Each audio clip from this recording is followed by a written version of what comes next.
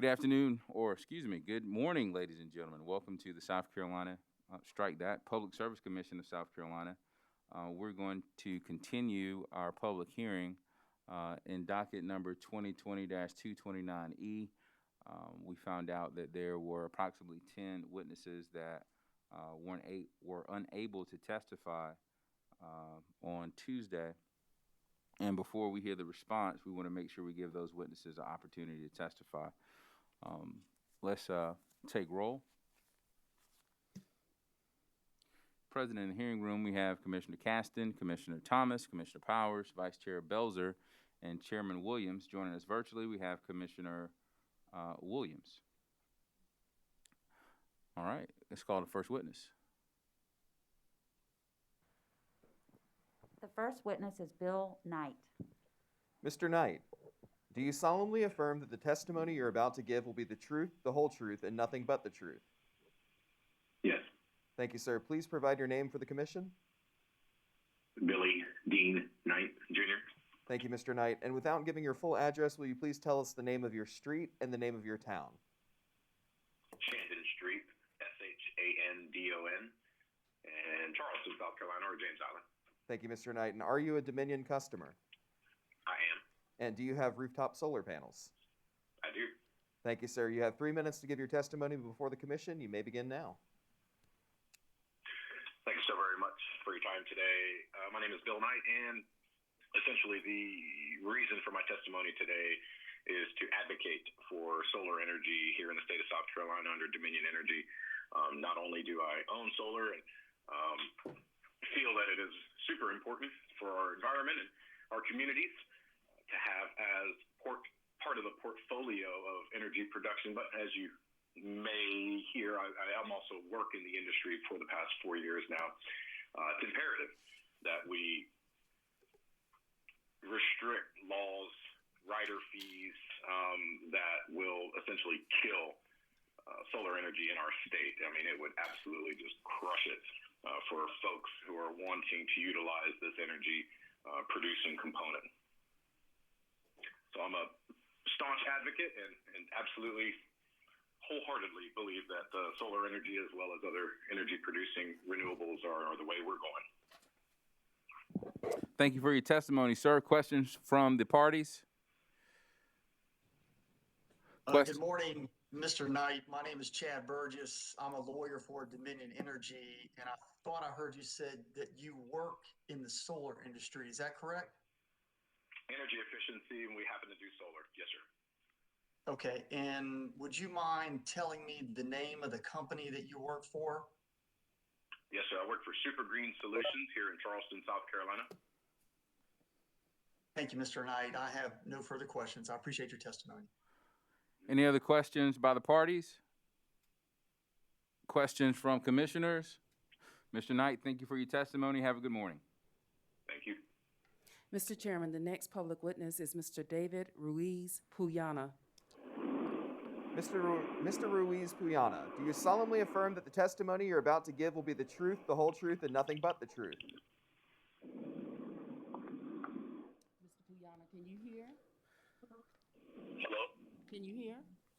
Okay, yes, I can. Good morning. Yes. Do you solemnly affirm the testimony you're about to give will be the truth, the whole truth, and nothing but the truth? Yes, I do. Will you please state your name for the commission? David Ruiz Puyana. All right. Without disclosing your full address, will you please tell us the name of your street and the name of your town? Bronze Drive in Lexington, South Carolina. Thank you, sir. And are you a Dominion customer? Yes. And do you have rooftop solar panels on your home? No. Thank you, sir. You have 3 minutes for testimony before the commission, and you may begin now. Thank you. Dominion Energy, I want to let you guys know that what I think is going on is very wrong. This is going to pose a threat to many, many solar jobs here in South Carolina, including myself. I want to say that this is also going to threaten a lot of customers that already have solar. Homeowners have been switching to solar for the past few years. And with these new tariffs that are being imposed and wanting to be in place, this could hurt a lot of families that left Dominion Energy for solar for a lower power bill, which could impose a higher power bill for these solar customers. And I wanted to say, I hope, we could come to agree on, something better than what's currently being imposed. Thank you for your testimony, sir. Questions from the parties? Mr. Ruiz Payana, my name is Chad Burgess, and I'm a lawyer for Dominion Energy. Would you mind spelling your full name for me? My full name is David. Last name is Ruiz-Puyana.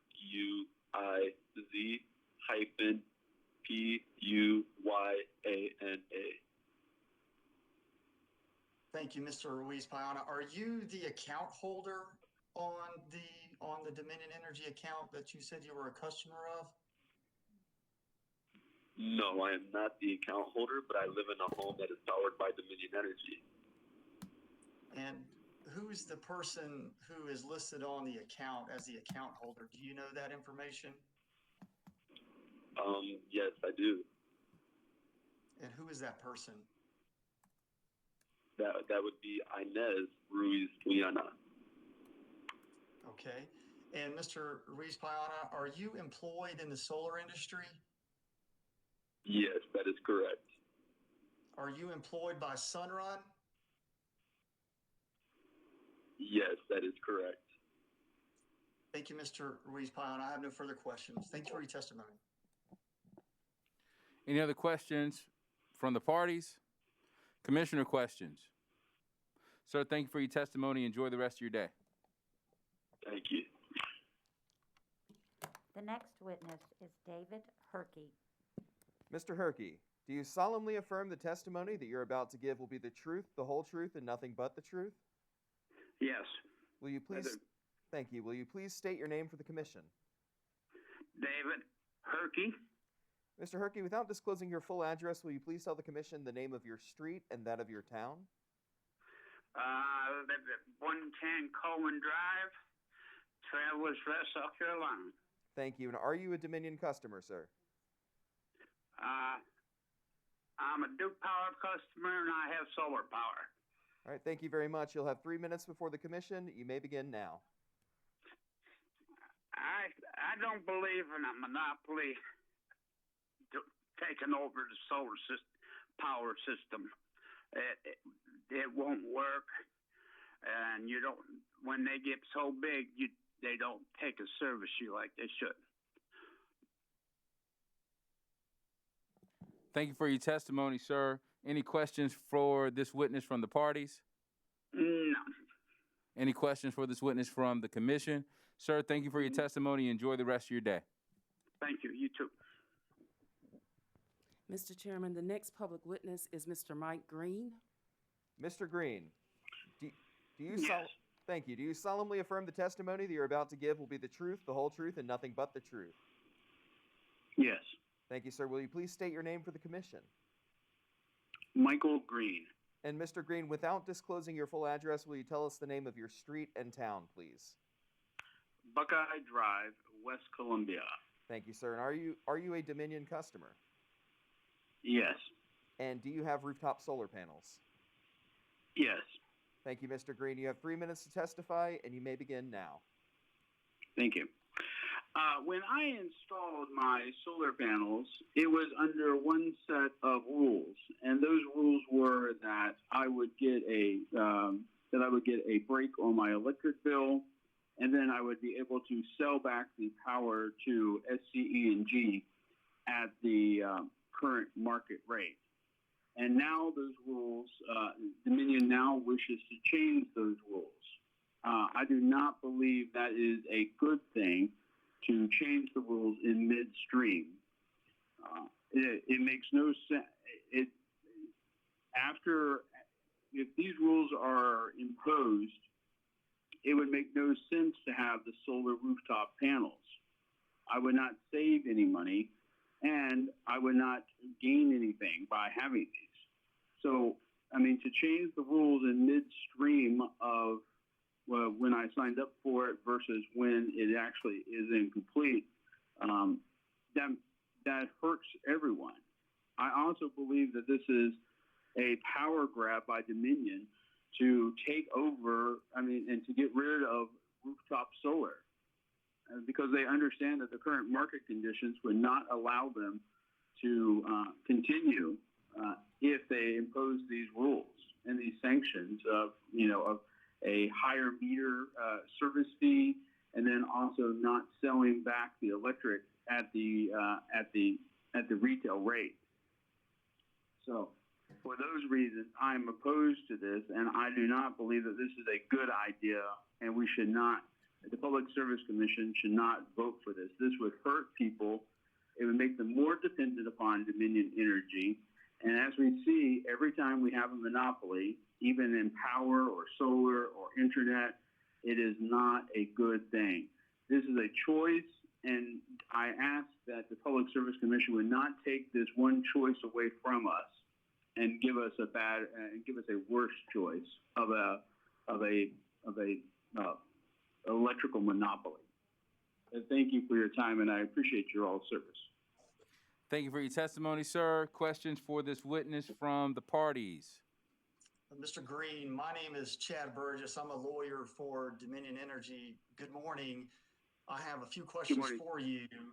You indicated that you have a solar panel on your home in West Columbia. Do you own that solar panel, or do you lease that solar panel? I leased it. And what company do you lease that solar panel from? Sunrun. And when did you install the solar panel from Sunrun? In 2016. And when you installed the solar panel in 2016, did Sunrun inform you that the existing net energy metering tariff for which you're currently under would expire in December 2025? No. And do you understand after December 2025 that there was no net metering rate, that therefore that Dominion is not changing the rules of the game? Do you understand that? No, I don't understand that. But I'm assuming what you're saying is true. And Mr. Green, how big is the solar panel system that's on your home that Sunrun is leasing to you?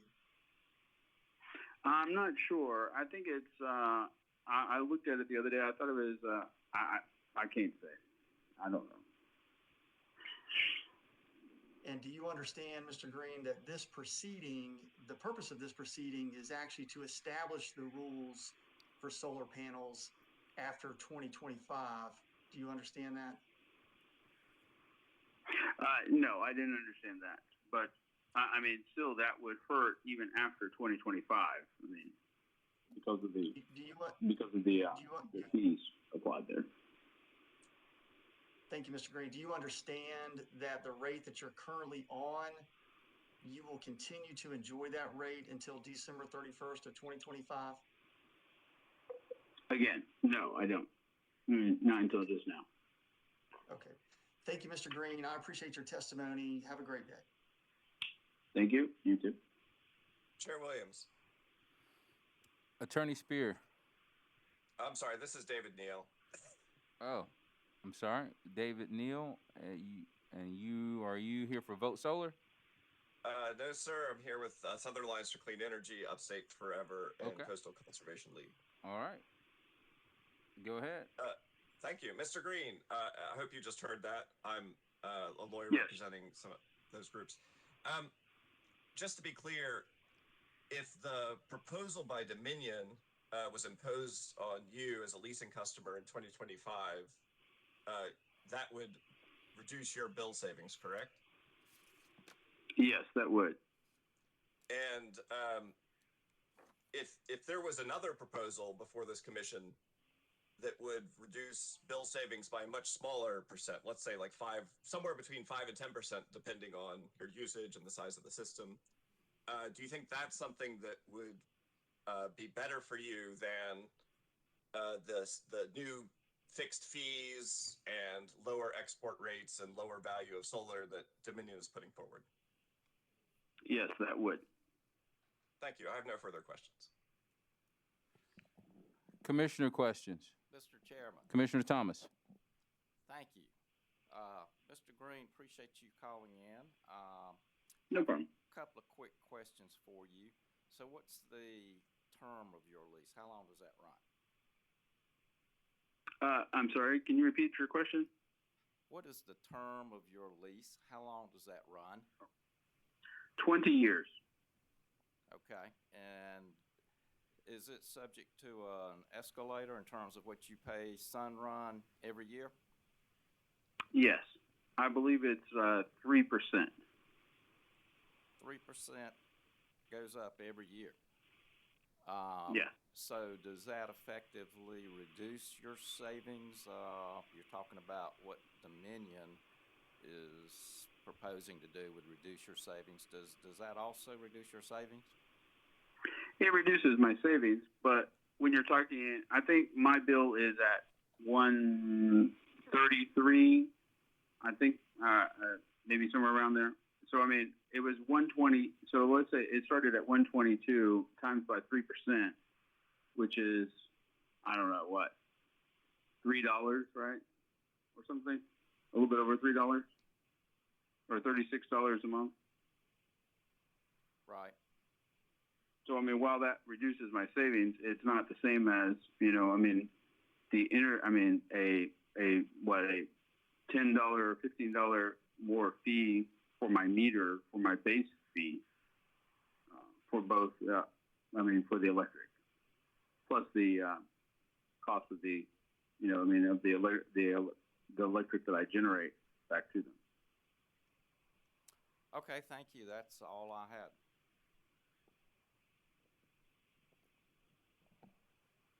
All right. Any other questions for this witness? And Attorney Neal, I apologize. I've gotten used to seeing Attorney Mixon, so I'm glad that you're getting into the action today. No problem. All right. Thank you, Chair Williams. All right. Next witness, please. The next witness is Deborah Billings.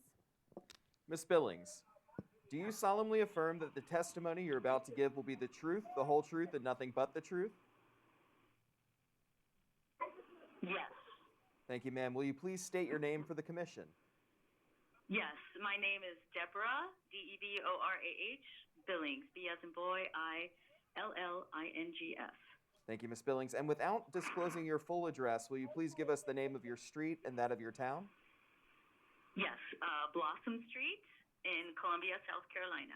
Thank you, ma'am. And are you a Dominion customer? I am. And do you have rooftop solar panels on your home? I do not. Thank you, ma'am. You have 3 minutes for testimony before the commission. You may begin now. Okay. My testimony is just really expressing our strong desire to have solar in our home, and it has been disappointing. I'll just say disappointing to not be able to access the non-rooftop option. And then reading, and I hope that I have this correct, but the way that I read what is being proposed as a $750 additional fee for rooftop solar that would be charged annually really puts that option out of the realm of possibilities for us and for so many people that we know who are interested in doing this. And I just want to emphasize, it's not just about the money. It's about wanting to contribute, to a more environmentally friendly form of energy that a lot of us are excited about, but it needs to be available and accessible, not available, but accessible, including financially to us.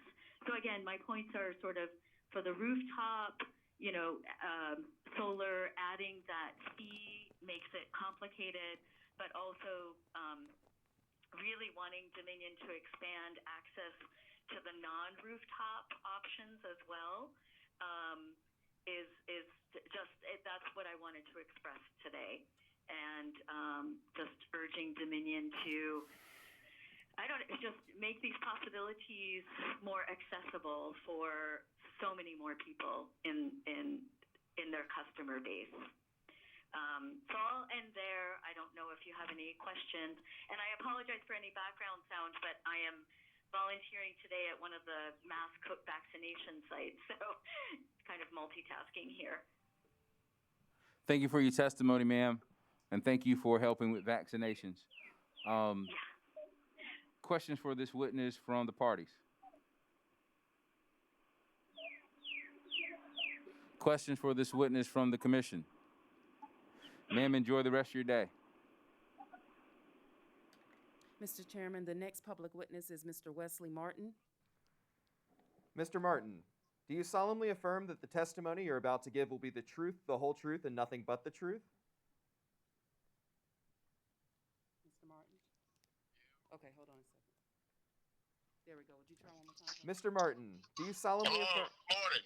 Good morning. Do you solemnly affirm that the testimony you're about to give will be the truth, the whole truth, and nothing but the truth? I sure don't know why I'd lie, but yeah, I swear. Thank you, sir. And will you please state your name for the commission? Wesley T. Martin. Thank you, Mr. Martin. And without disclosing your full address, will you please give us the name of your street and of your town?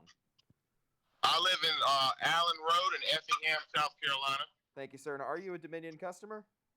No, sir. And do you have rooftop solar panels on your home? No. Thank you, sir. You have 3 minutes for your testimony. You may begin now. All right. I hope I don't even take 3 minutes. I'm busy, but I tell you, I don't think, I get the whole green energy thing and I get the whole renewable energy thing. That's cool. But the fact that it needs to be subsidized with taxpayer dollars or, working people's dollars tells me that it really ain't quite as efficient as what they're trying to push. But even if it was as efficient as what they're trying to push, I don't see why somebody who ain't got solar panels has to pay for somebody who wants them. I just don't agree with that whatsoever. I live in Effingham. I live in the PD. You may think I'm a backwoods swamp boy. That's okay. But I'm going to tell you something. If Santee Electric or PD Electric tries to do this crap, it's going to cause an uproar. And I hope Dominion's customers are causing an uproar. Look, if you want a solar panel, you pay for yourself to get a solar panel. You don't have somebody else paying for it. That's my testimony. Y'all have a blessed day. Sir?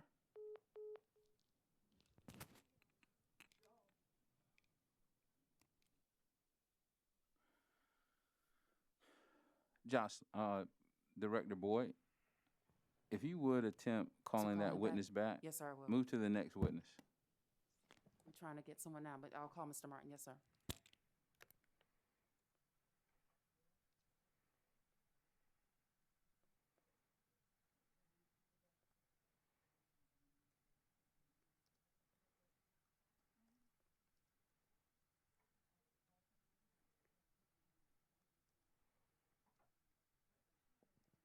Our next witness is Emmett Lynch. Mr. Lynch, do you solemnly affirm that the testimony you're about to give will be the truth, the whole truth, and nothing but the truth? I do. Thank you, sir. If you will please hold momentarily, we may need to come back and revisit you in just 1 minute, if you wouldn't mind. All right, is that Mr. Martin? Mr. Martin, you there? Thank you so much. Mr. Martin. Yeah? You get off the phone too quick. We got some questions for you, possibly. I'm sorry. I am busy. I'm trying to remodel this apartment complex I just bought. But go ahead. What's up, man? Questions for the parties. Questions from the parties for this witness. Any questions for this witness from the parties? All right, commissioner questions. Mr. Martin, I got some questions for you. Please ask me your question, sir. One backwoods swamp boy to another. Hey, how you doing? I'm doing well. I grew up in Dean Swamp in Aiken County. Now, okay. How did you hear about this? How did I hear about this? Yes. I'm very involved in the PD area politics and state level politics. And another political activist friend of mine made me aware of this issue. And I personally find it, I wouldn't say reprehensible, but I find it very, very unpalatable that having to pay for somebody else's solar energy panel just really locks my jaw. Mr. Martin, would you be surprised to know that out of over 200 witnesses, you're the only witness to make that testimony? Look, there's a lot of people confused in this world. All right, Mr. Martin. I have no further questions for you. Any questions for Mr. Martin? Mr. Chairman. Commissioner Thomas. Mr. Martin, I just would like to say thank you for taking the time to call in. Like the chairman just said, we haven't heard enough, in my opinion, from people that have an interest such as yourself, and I appreciate it very much. That's all I had. Thank you. Yeah, and I'm sorry, y'all, I didn't, for one, I reckon y'all been hearing testimonies all day, and y'all didn't really want to have another person go on and on and on, and I'm busy. I'm trying to make some money and, create a better life for people out here, so I got off the phone. But, look, just because 200 people said one thing and you only hear one thing from me doesn't mean those 200 people are right. Now, I'm going to tell you something. If y'all took the effort to send out a survey, don't do this thing smoke and mirrors, because most people are not aware enough of what's going on in life. But if y'all were to send out a survey and say, hey, Billy Joe, do you want to pay more money so this dude who moved from California can have his little solar panel? Do you want to pay more money so he can have a solar panel and you ain't even got one? And you ask him, and y'all see how that number, that 200 shifts over on my side, okay? And it's very clear. Thank you so much.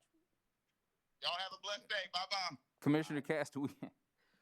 Mr. Martin, you're a popular witness. You got some more questions? He's gone again. All right. Sorry, Commissioner Caston. Please call the next witness. The next witness is Emmett Lynch. Mr. Lynch, thank you for your patience. We're just going to swear you in really quickly. Do you solemnly affirm that the testimony you're about to give will be the truth, the whole truth, and nothing but the truth? I do. Thank you, sir. Will you please state your name for the commission? My name is Christopher Emmett Lynch.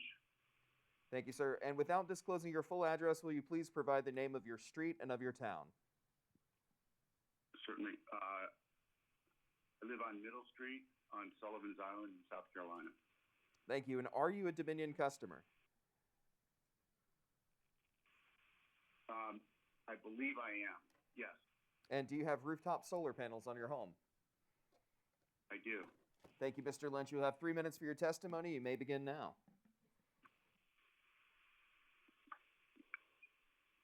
Thank you for the opportunity to be involved in this decision. I think it's pretty big. We put the solar panels up based on, both financial calculations as well as environmental concerns. Back when we were an SCE&G customer, it penciled out that over time it would be, after we made our investment, it would be the right thing to do financially for our family, and also the right thing to do for our community and for the environment. We've done the same thing at our business in Mount Pleasant. I'm very uncomfortable with the seeming monopoly power that Dominion, has over most power customers, and it looks like they're trying to shift the financial game plan that seemed like it was put in place and protected by certain acts and laws. I think the energy market is dynamic. I think it benefits everybody to move towards cleaner and more renewable forms of energy. I'm sure there are forms out there we haven't even considered. But I'd like to say that I think what Dominion's asking for isn't fair. It doesn't line up with what I understand the energy tariffs were. And I'd like to ask for you to deny their request. That's my testimony. Thank you for your testimony, sir. Questions for this witness from the parties, from the commission? Mr. Chairman, Commissioner Thomas. thank you. Mr. Lynch, thank you for calling in. So, you live in an area that occasionally gets hit by some pretty strong storms, does it not? It does. And so if the panels were destroyed in a storm, who would be responsible for getting those replaced and paying for that? I would be. Okay. And if coincidentally at the same time your power line was taken out by that same storm, I think Dominion would have to reconnect you to the system, but you wouldn't get charged for that. Is that correct? I'm not sure. And certainly anything can happen. Where I live, the power lines are buried, so that's not maybe not as big of a concern in this situation. We're also in the process of putting batteries in to back up both our home first, and we intend it for our business as well. We did have a power outage since we've had these up, and we were able to keep, living pretty well during the daylight hours. Not having everything on, but that was mighty nice. And without having to have, a loud generator going that I would have to go out and get, additional fuel for. Okay, thank you. I appreciate that input. My pleasure. Is there anything else? Chairman Williams? Commissioner Williams, you have the floor, ma'am. Thank you. Thank you for calling in, Mr. Lynch. You referenced kind of looking at and doing the calculations to understand whether this was the right thing for you all to do financially. Do you recall how many years it was going to take for it to become a financial plus for you? I remember being between a 7 and 8 year return on our investment after talking with our accountants. Thank you. I appreciate that information. Mm-hmm. We are looking to expand our power panels at the office since we had a grand oak all over in the storm. And now we can, there's more sunlight there. And the return on the additional panels looks to be about 2.5 years. And I think we'll be moving forward with that. I don't know if that's helpful, but I do appreciate the earnest investigation that everyone is doing and everyone bringing their ideas and viewpoints. And I trust the right solution will come out, and not everyone's going to be happy, but thank you. I was very struck by how many people signed up to contribute and how polite and persistent your team has been in getting this testimony. So I would like to just say thank you, and I don't have anything else to share unless you have more questions.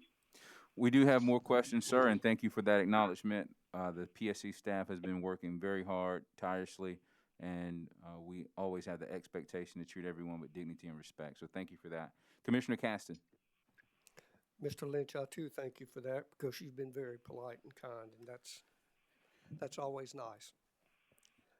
Were you able to hear the previous witness, Mr. Martin's testimony, any of his testimony? Yes, I was, and I appreciate that. It appears, he does not have rooftop solar panels, but if I understood him correctly, he did not have any issue with anyone having solar panels or rooftop solar, but if he did seem to have an issue with subsidizing, I guess in any form, him in particular, helping pay for someone else's rooftop solar. What are your thoughts relative to that? I haven't done the same math, perhaps, that he has. I do think that you can look at any investment from any number of perspectives, and things do change. I don't know what the answer is. I think that, from my understanding, getting more homes and businesses using renewable power will be good for our world, good for our future and our children's world, and there are going to be additional costs. I don't know who that should shoulder that. Probably everybody who uses power. I'm not convinced that the math he was referring to is based on facts or based on press releases. And I'm not trying to imply that anyone's doing more or less than their job to show their set of calculations to bolster their case. That's what companies, pay a lot of people to do, and that's what people show when they want to make their point. I suspect there's validity on both sides. I don't recall exactly the number he stated that he thought every Bubba in South Carolina would be paying extra. And it would be really interesting to see a poll, of everybody. But again, it's so important how questions are asked and in what order, and it can shift how people respond. Again, I don't envy this. There's no easy answer. What I'm looking for is long term, what's right, and and in the more near term, what is fair and congruent with what I thought the landscape was supposed to look like financially prior to making the decision to invest in these new technologies. And they weren't cheap, but it does feel great to get my electric bill pretty much paid by the sun, except for I don't know, less than $100 a month. I feel very blessed, and I feel very fortunate that you're taking the time to ask some questions and to investigate this so thoroughly. Did that answer your question? Somewhat. Could I ask you a couple of more questions? Certainly. Were you able, or did you participate in the state and federal tax credits? Yes, sir. I did. How are those tax credits funded? Do you know? How were they what, sir? Do you know how the state tax credit that Yes, sir. you receive benefit from, how is it funded? Oh, I have no idea. So I just know there were lines in the tax forms that our accountants gave to us, and there were credits that could be applied that year and in smaller amounts in subsequent years. And I don't know if there was a grant or a bond. I don't know. How the government does money is way beyond my imagination. Okay. In the previous testimony, and I think from the testimony of some of the witnesses at the public hearing. Cost shifts, subsidy was mentioned. I think a number was mentioned per month, per customer. If there is a subsidy, if non-rooftop solar customers are subsidizing those such as yourself who do have rooftop solar, do you agree with that? Do you think that's okay? Do I think it's okay for people who don't have solar panels to subsidize people who do?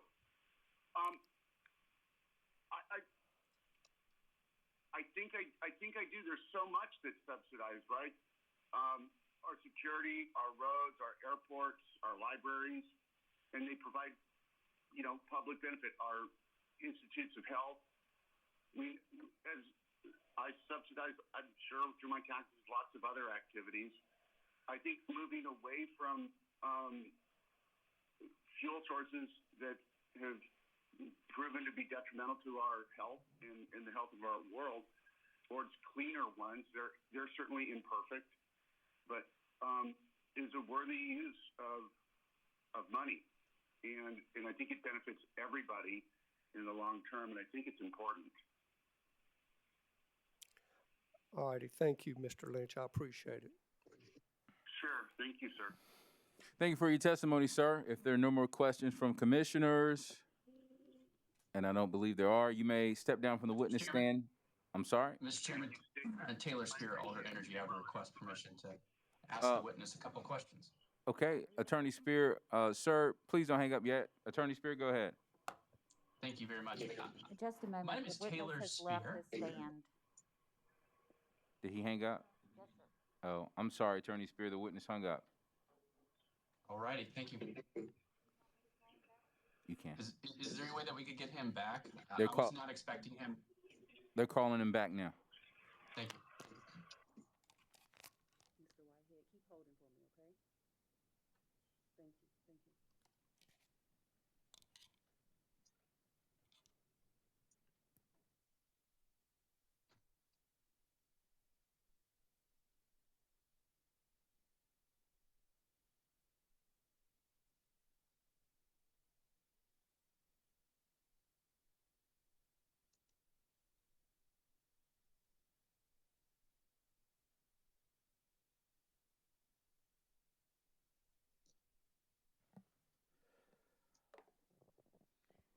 We have Emmett Lynch taking the stand.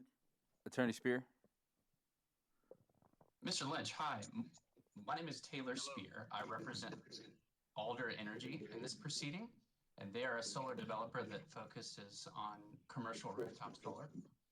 I was curious about your comment relative to the fact that you may be considering putting solar on your commercial space. Could you tell us a little bit about that, please? I apologize. I think you asked me to tell you about my experience about putting solar on our medical practice, on our building. Is that correct? Yes, sir. So could you just tell the commission a little bit more about what you've considered and what that's going to look like?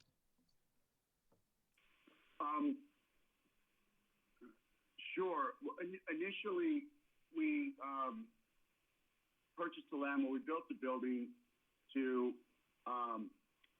do the best we could to preserve the grand oaks that were there. As a result, we got a much smaller building, but we saved 21 of the 26 grand oaks. And for the, to save future grand oaks, we wanted to build the building as energy efficiently and leverage renewable energy as much as we could. That only allowed us to put solar panels on about 25% of the rooftop because the shade from the other oaks. Unfortunately, since then, one of the oaks got diseased and it was in danger of, falling onto the building, so it had to be removed. And as a result, a new portion of the roof now gets sunlight sufficiently through the day to support solar energy And so we've recently decided to move forward and expand that so that we can, drive hopefully another couple of $100 off of our monthly energy bill. Does that answer your question? It does, and I have some follow-up questions. Thank you. So you currently have an interconnected system in Dominion's territory on your commercial space, is that right? Yes, it's interconnected, and I believe there's a net metering type of arrangement. Do you know what rate schedule the premise is under with Dominion? I'm sorry, I don't have that at my fingertips. Does rate 9 sound familiar? I'm sorry, what, sir? Does rate 9 sound familiar? Does that refresh your memory on what rate schedule your commercial space is under? I couldn't say with accuracy if that is it. I apologize for that. What led you to want to invest? I do believe we used Alder Energy as our installers, and it was installed in 2016. So maybe you could figure that out, retroactively or regressively. Do you know the size of the system, sir?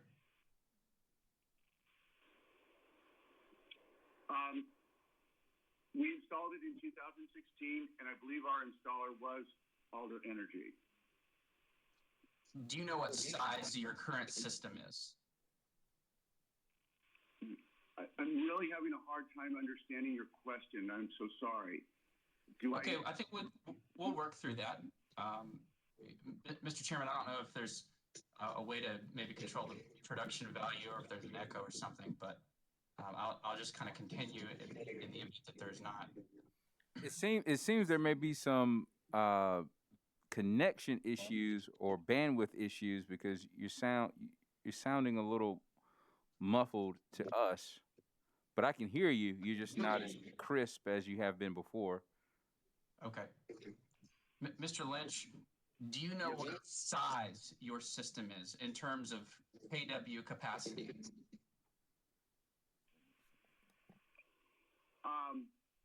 I believe there's roughly 30 panels, standard sized panels on the roof. And I don't know how to convert that to kilowatts. I'm a business owner, and it's important, but we looked at it and it looks fine. And, they said that's the max we were allowed to do with the environmental and legal constraints. What led you to make an investment in distributed generation as a business owner?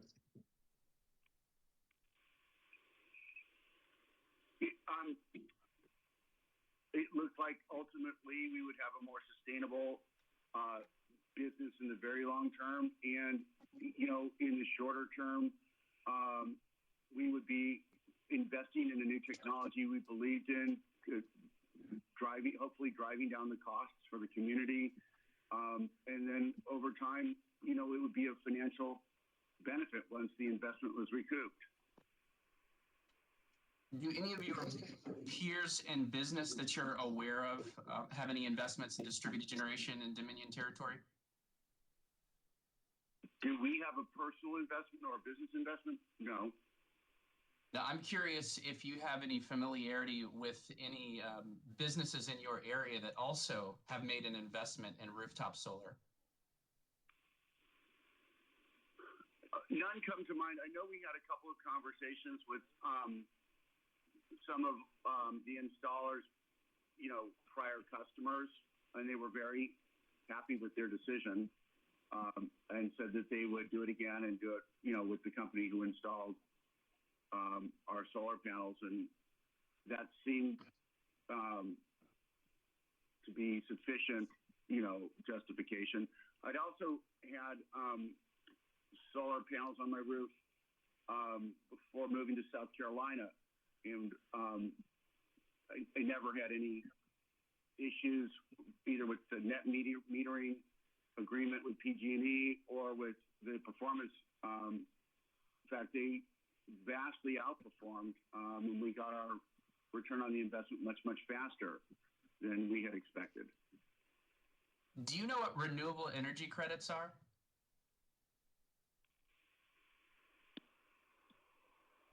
No, I don't. No, sorry. That's fine. Have you reviewed Dominion's solar choice tariff in this proceeding relative to your commercial property? I did. Yes.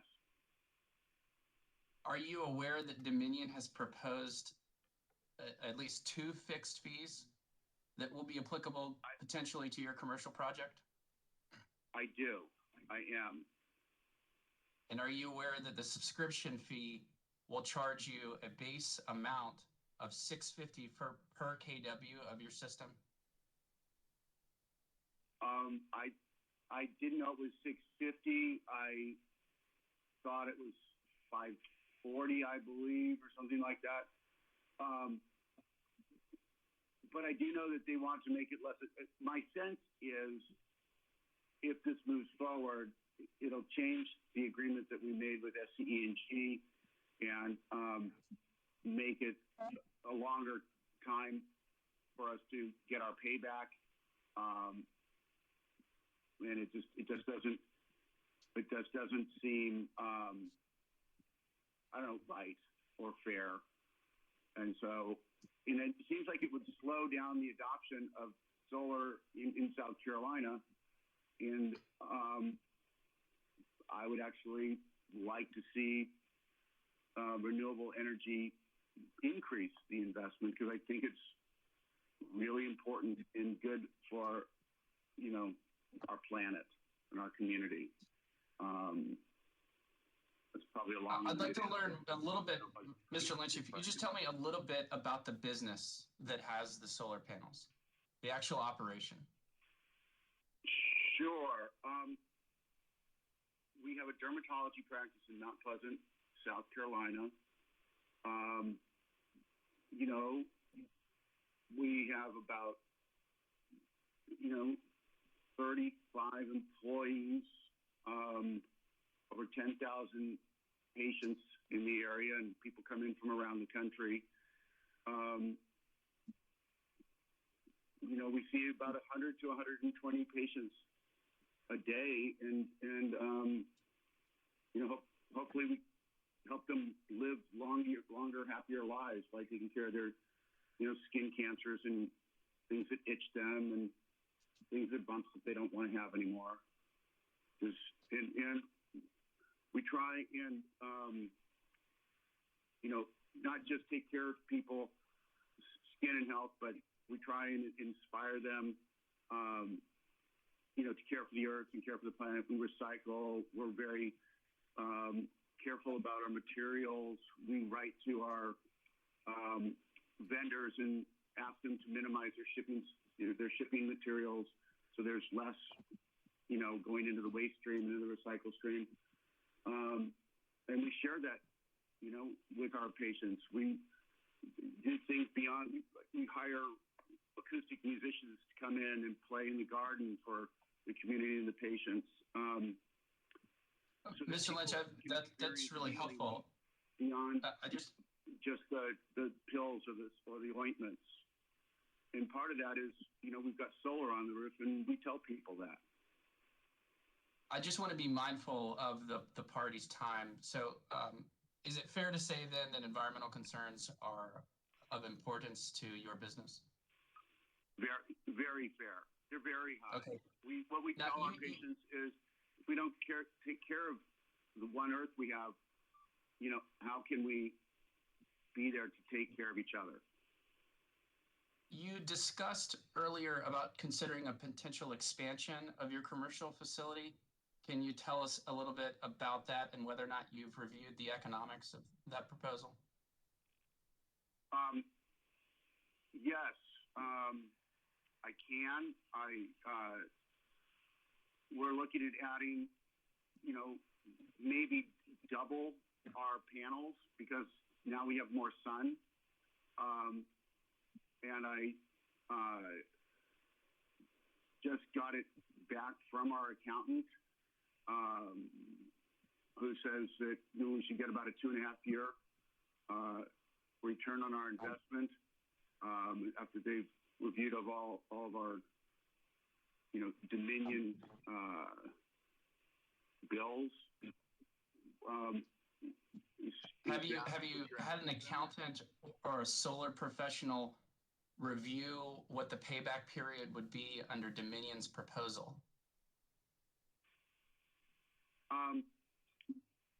No, we got this proposal late last year, and I don't believe that was reflected in the calculations. Does your business have a threshold for some sort of economic return that it would consider for commercial solar? I mean, yes, but it gets trumped by our heart. I think our first installation was supposed to be an 8-year payback. This one is supposed to be a 2.5-year payback. And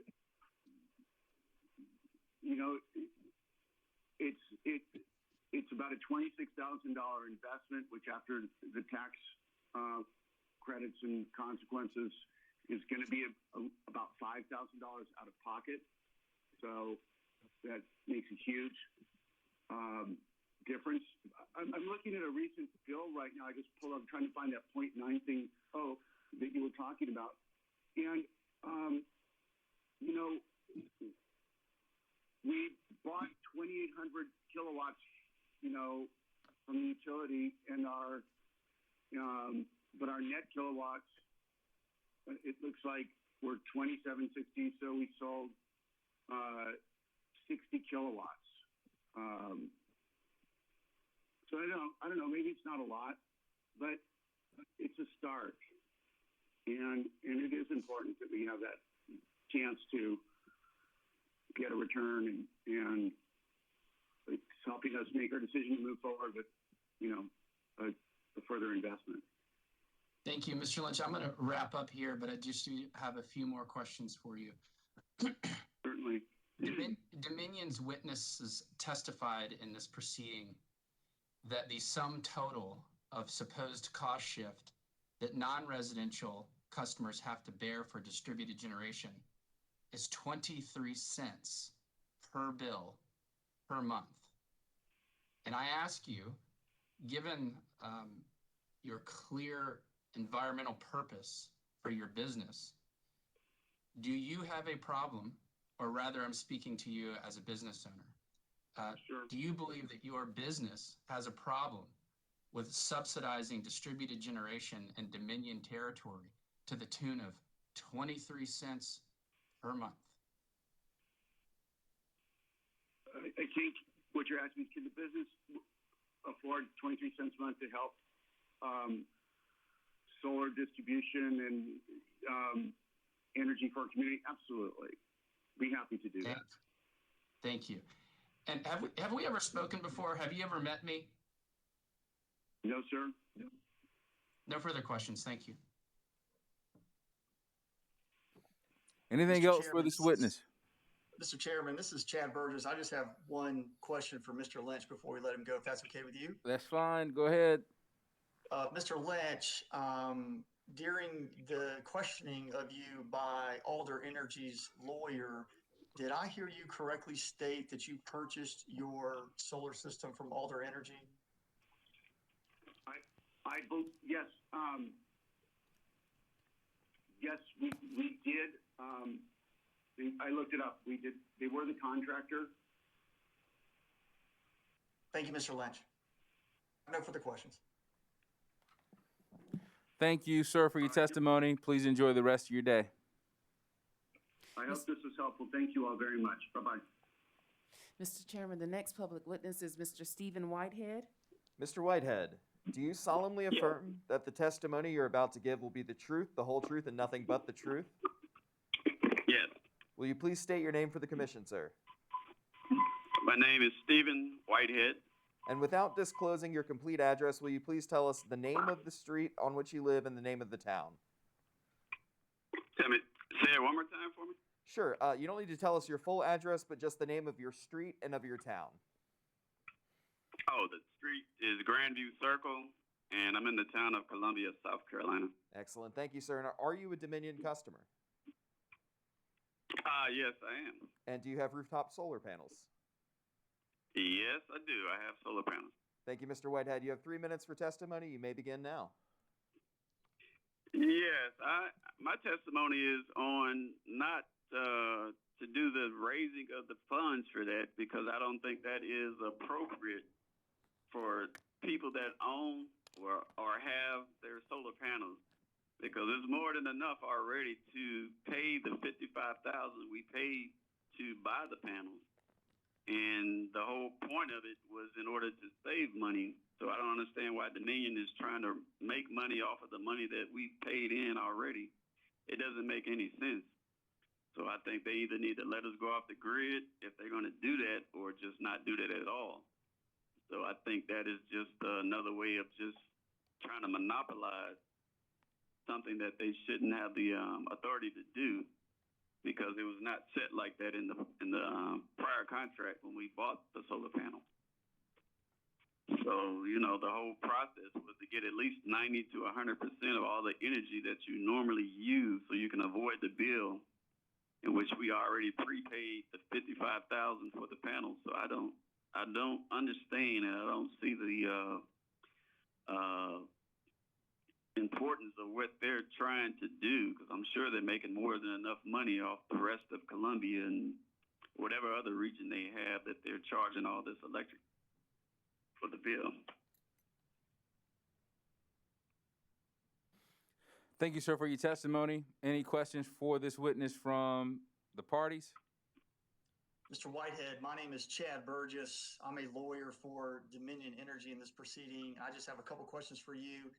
Do you own or do you lease the solar panels on your home? I own them. Who did you purchase those solar panels from? Sunrun. And when you purchased those panels from Sunrun, did they inform you that the net energy metering rate that you subscribe to today would expire on December 31st, 2025? I do not recall that. I would have to go look in my contract, but I don't recall that information, no. Thank you, Mr. Whitehead. I have no further questions. Okay. Questions for Mr. Whitehead from the commissioners? Commissioner Caston? Yeah. Mr. Whitehead, you mentioned you paid $55,000 for your panels. What size system did you put in? I can't hardly hear you. Say it one more time. I'm sorry. You mentioned in your testimony that you paid $55,000 for your solar system. What size system did you install? I don't know exactly the size, but I have 54 panels on the roof. They do the 50-something thousand, but it ends up after rebates and all that, it comes to actually about 35,000 out of my pocket. So in other words, the cost was $55,000, but you only paid 30-something thousand because of the state and federal tax credits. Is that what I'm understanding? Right, with the credits, right. That's correct. Okay. Which takes 12 years to get it all back, but yes. All righty. Thank you, sir. No problem. Mr. Whitehead? Yes. I got a couple of questions for you. Were you aware that there was a 6-day long hearing before the Public Service Commission where Dominion Energy South Carolina, the Office of Regulatory Staff, and several solar interveners argued their position before the commission on this solar choice tariff? What exactly you trying to ask me? I'm not understanding. Did you know there was a hearing where there were arguments made by Dominion, the Office of Regulatory Staff, and other solar companies or entities with solar interests before the commission? No, I just got a email sent, and I called back, and then that's within the week. But no, I didn't know all that. Understood. Prior to. Understood. Most people probably wouldn't know that, so that's that's not really an issue that you didn't know. I just wanted it to put you on notice. Okay. Thank you. Would you? What I want to ask your opinion. Yeah. There were some arguments made in that hearing, and one of the arguments made was that solar users like yourself who have large systems on their roofs cause something called a cost shift. Have you ever heard of a cost shift? I can't remember if I was briefed on it or not. All right. What about the term subsidy? I'm sure you're familiar with the term subsidy. With the term of what now? Subsidy? Yeah, subsidy. Yes, sir. So the I believe so.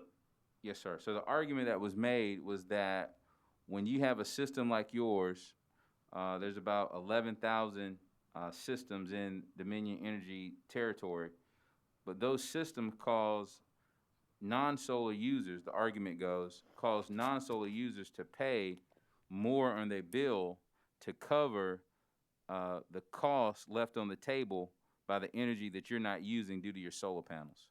So, and I'm not saying that there is a cost shift or not. There are a lot of arguments that say there is, a lot of arguments that say there are not. But in this case, let's just say that there was one. How do you feel, or what would you say to a non-solar user who is paying more in their monthly bill for solar users like yourself to essentially have 90% to 100% of their energy bill eliminated due to solar? I personally think that the electric companies should, I don't know why they would still divert the same amount of energy out to everyone else. If my energy is not being used or absorbed, I don't even see the purpose of charging the other people that don't even have solar energy. It doesn't even make sense. But if the energy is not being used, isn't it just being stored? To my understanding, I don't really know about electric like that, but I don't see why they would even have to absorb my costs. Well, the way the argument goes is that there are certain fixed costs that everyone that is in the territory should pay for, and then there are costs, the volumetric charges that help pay for some of those fixed costs, and with the solar system that you have installed, it sounds like a great one. You are essentially not paying in to those costs, and they have to be paid by someone, and so they're spread over the rest of the customers who are not solar users. The argument is it's about $1.30 a month. It's, depending on your financial position, you may determine how you feel about $1.30 a month. But I'm just curious how someone like you, who seems like a very smart individual, community focused, you know all about your solar panels and such, but how would you talk to someone who didn't, or what would you say to someone who didn't have solar panels about the additional monthly bill they're paying so that you can have them? Now that I understand it, they're paying an additional $1.30 a month per customer. Is that correct, right? Per customer, per month, the way the argument goes. Right.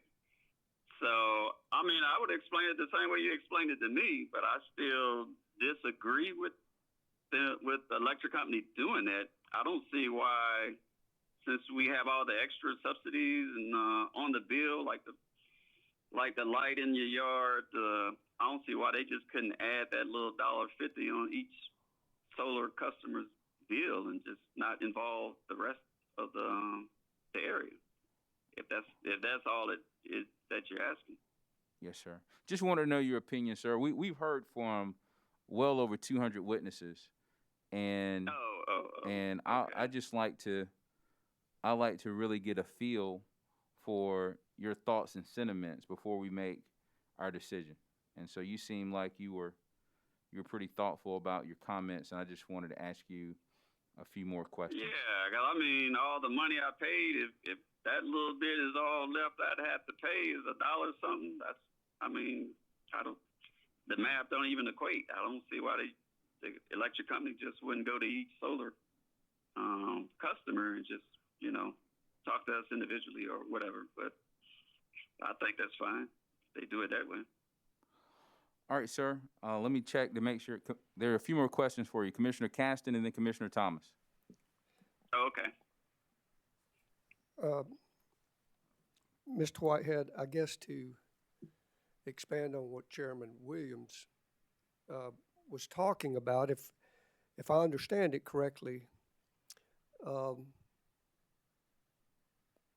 that $1.30, $1.38 that's been mentioned, which would be, which some say is a subsidy that those that do not have rooftop solar are paying, $1.30 or $1.38 a month. But the argument is, or I think some of the testimony has been that that's spread out over 700 plus thousand customers. So if you took that amount, as I understand it, and brought it back to the 10 or 11,000 current rooftop solar customers, and you divided that up amongst them, in other words, what some are saying is the subsidy, it seemed like I heard 10 million. At this point, I'm not sure. But I think that would be closer to like $900 to $1,000 on average per rooftop solar customer on average. That is the argument, that is the cost shift or the subsidy on average for each rooftop solar customer. So 9,000 basically a year per customer, is that? Yeah, roughly that's the argument, that the infrastructure, that the rooftop solar customer is using the grid 24 hours a day, either to receive electricity or to put it back into the electrical grid. So they're using it 24 hours a day.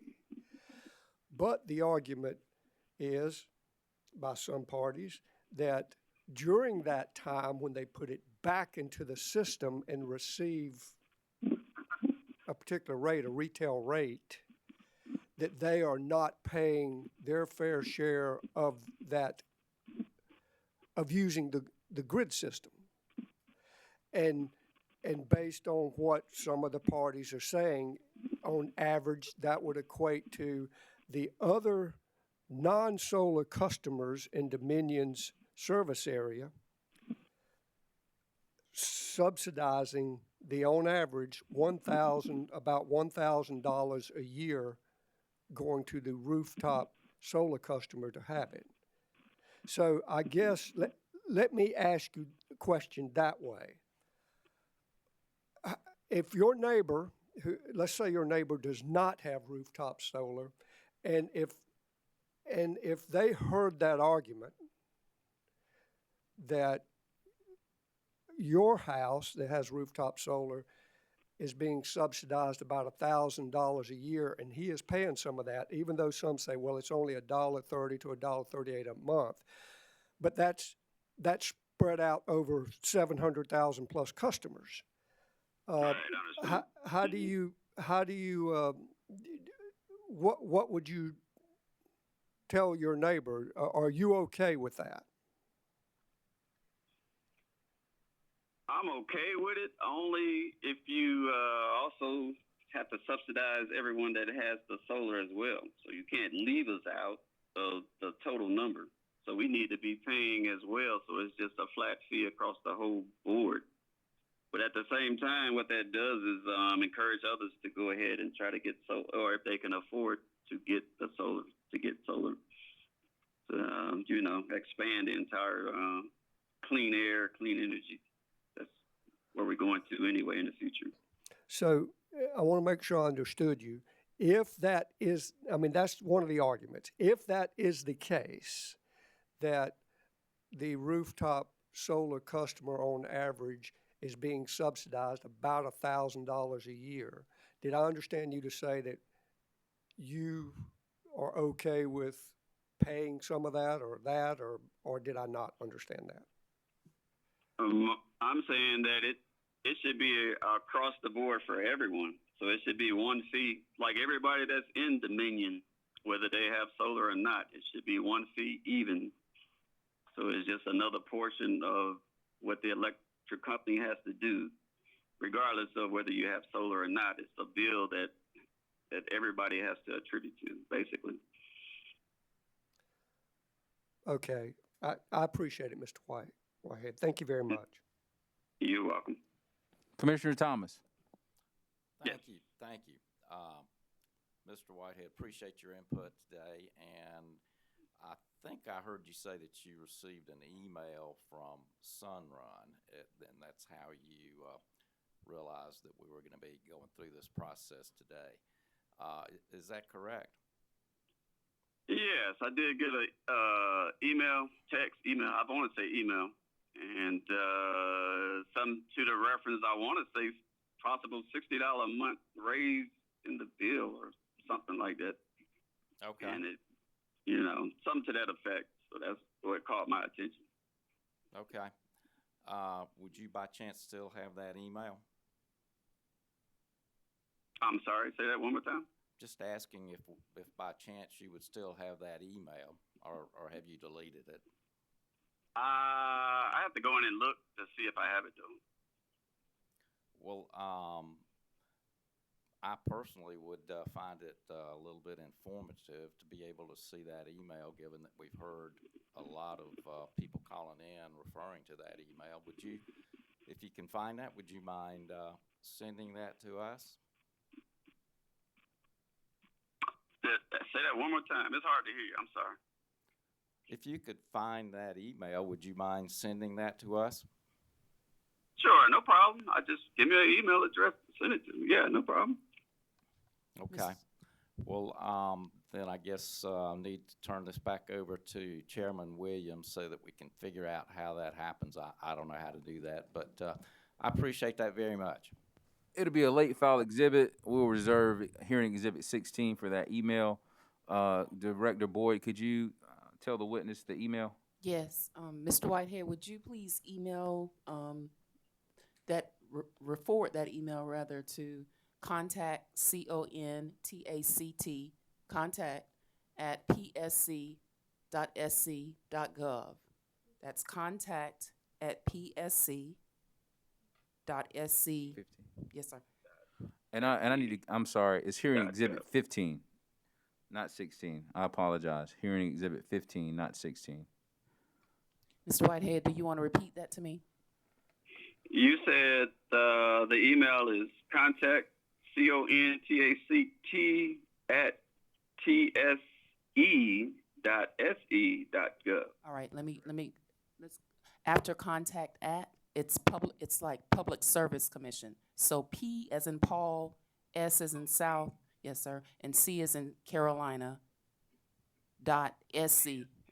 PSC, okay. .sc. Yeah. .gov. .gov. You say that one more time for us, okay? Okay. I'm going to just spell it all out. CONTACT at PSC as in Paul Sierra Charlie .SE as in Sierra Echo .gov as in Golf Oscar Victor. Yeah, it's Sierra Charlie. We're both South Carolina, originally from South Carolina. So SC, okay? PSC.SE.SC. Is that correct? That's correct. Okay. PSC.SC.gov. Very good. And what we do, Mr. Whitehead, I'm sure it's not an issue if we also text that email address to you, since we have is this your cell phone number? Yes, it is. Okay, Yes. so we can text you that as well. I got a couple more questions for you, and I'll let you go. So would you say that you're a little bit more informed about what's going on here now than you were before you called? Yes, very. Okay, so I want to ask you some questions about your current situation, your financial situation with your solar. How far away are you from paying that off? Based on the cost savings. I got a year and maybe a year and a half, something like that. The end of next year. The end of next year. All right. So yeah, the end of 2020 I should be finished. Congratulations on that. And when did you install your solar? I'm sorry, say it one more time. When did you install? Oh my goodness. 4 years ago, 4.5 years ago. Okay, and if I'm not mistaken, you're going to be on the same rate that you're on now until 2025, if I'm not mistaken. All right. That's what I read. Okay. All right. So would you agree with me that you're in a pretty good situation? Of course. Yeah. When it comes to your energy bill, you're winning right now. Would you agree with that? Yes, I do. Okay. Now, I don't know if this is true or not, and if you notice that Commissioner Caston and I and all the commissioners, we're not speaking very deliberately or affirmatively, because there are a lot of arguments that are being made to us, and we haven't made a decision yet. So a lot of this is hypothetical.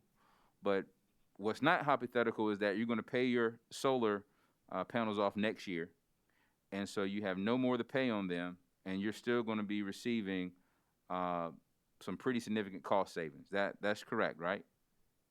Right. That was my whole point of buying them. Yes. That's the whole point. If you accept, and I'm not saying it is, but if you accept as true that there is some subsidy or cost shift out there due to the cost savings that you are experiencing, and I think you testified 90 to 100%, right? Right. Okay. Would you be opposed to reducing that savings to, say, 70 to 80%, or 60 to 70%, or at any level, due to the fact that someone has identified that due to solar systems like yours, that there is something called a cost shift or a subsidy that's being paid by non-solar users? Are you willing to accept less savings to address the subsidy?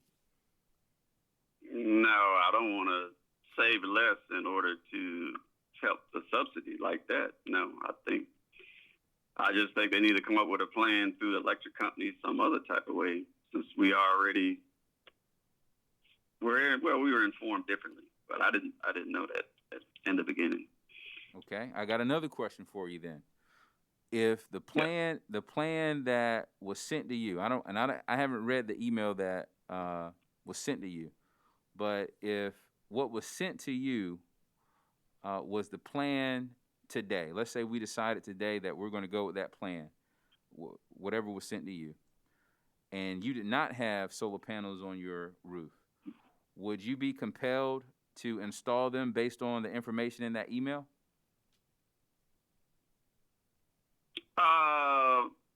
Yeah, if I was a person that didn't have them. Right. Yeah, because it would make everybody want to go get them if they see the amount of cost savings that they're getting, and to that factor, yeah. Well, yeah. I'm talking about the reduction, because one of the plans that has been submitted to us or proposed to us, one of the solar choice tariffs, would reduce cost savings. Right? So what we're trying to figure out is that reduction so deep that it would put a chilling effect on new solar development. And so what I'm asking you is, not based on your current cost savings, but based on one of the proposals we received. Way back whenever you installed your solar panels, if you were told that you will only have, say, 50% cost savings or 70% cost savings, would you still install the panels? I'd have to do the math calculation, but I probably wouldn't go below 80%. I mean, because my bill is high enough before I had them, so I know. And then looking at the 10-year track record, each 10 years, I mean, I'm paying in about $10,000. So I'd say about 80%. Okay. I wouldn't go below that, something like that. Okay. All right, sir. Thank you so much for your testimony. No problem. Mr. Chairman, this is Chad Burgess for Dominion Energy. Before we move to the next caller, if there is one, I just wanted to bring to the Commission's attention with respect to late filed Exhibit 15, which Mr. Whitehead's going to be sending in. We filed a supplemental reply with this Commission last Friday, and we attached an email, which I believe is the email that Mr. Whitehead was referring to. We just want to bring that to your attention, but we think that whenever Mr. Whitehead does send in the email that he got, it will confirm or at least match the email that we've already provided to the Commission. Thank you. Thank you, sir. Mr. Whitehead still on the phone, Mr. Chairman. Is it okay to? Oh, yes, yes. Mr. Whitehead, you may step down from the witness stand. Call the next witness, please. Okay. All righty. Thank you for your testimony. All righty. Thank you. All right. Bye-bye. Mr. Chairman, as you can see, there were 10 potentially prospective witnesses for this morning. And one witness, we received an email right before the hearing. The witness was unable to testify this morning.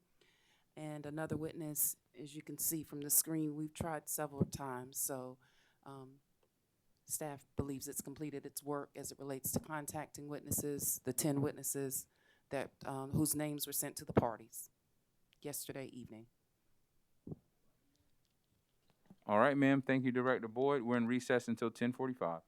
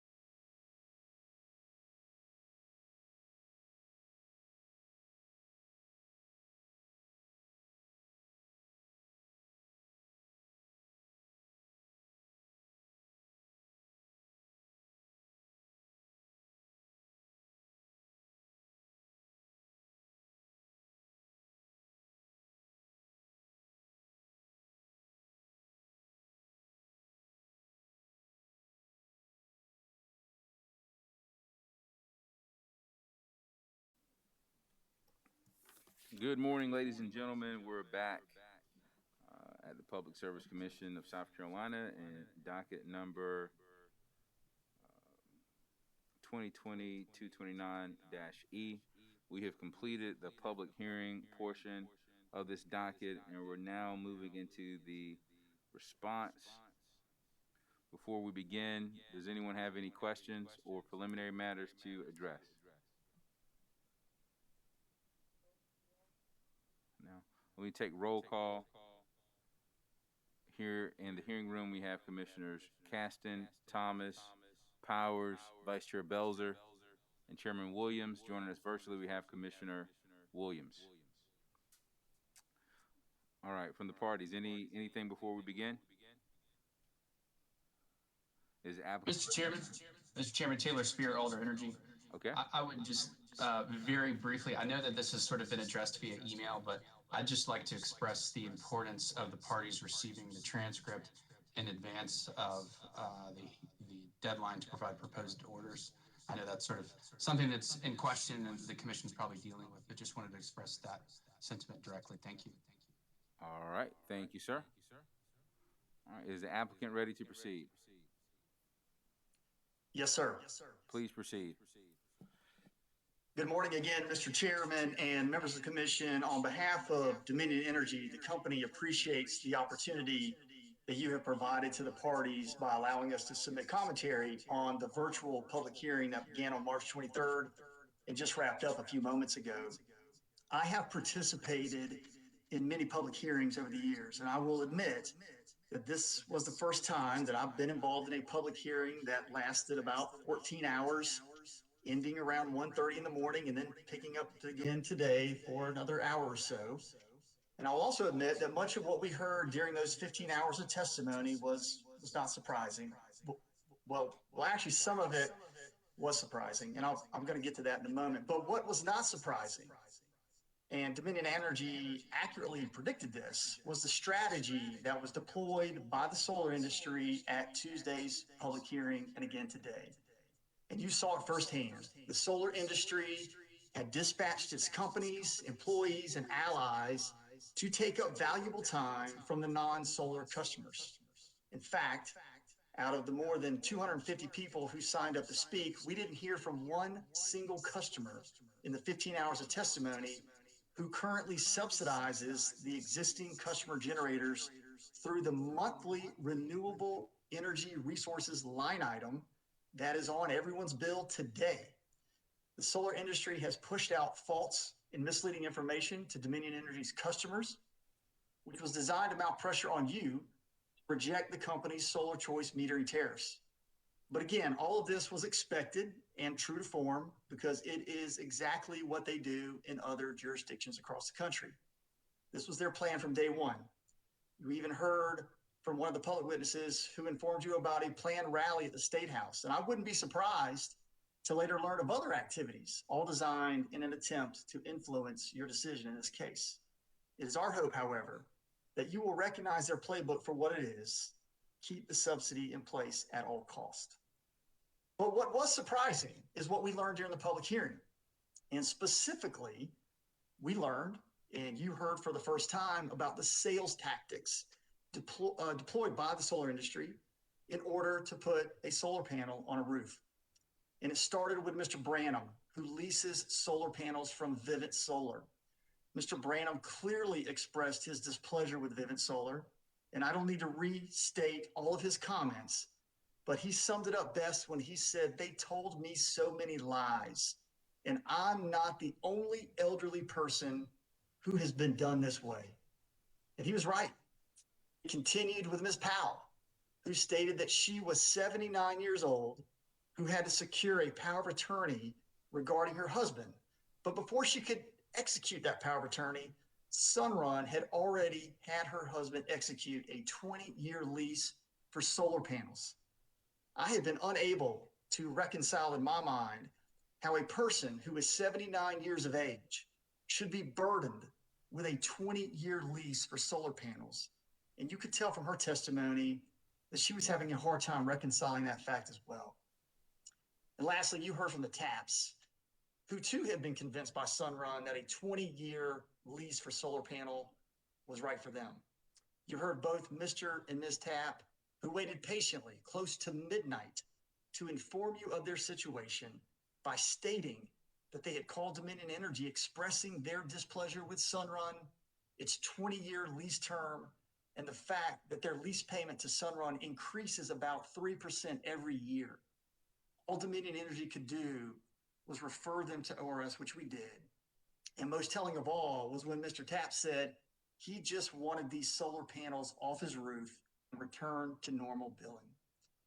And Mr. Chairman and members of the commission, you didn't hear from everyone, and you have to wonder how many more Branhams and Powells and Tapps are out there who didn't call in to tell their story because the solar industry, their employees, and their allies thought it was in their best interest to clog up the telephone queue so they could voice their opinion in opposition of Dominion Energy. And members of the commission, I will tell you, there were other folks who called in who had leases with Sunrun, and we intentionally did not cross-examine them due to the late hour. Who knows what they would have said had they been questioned about the terms of their contracts. Chair Williams, I hate to interrupt.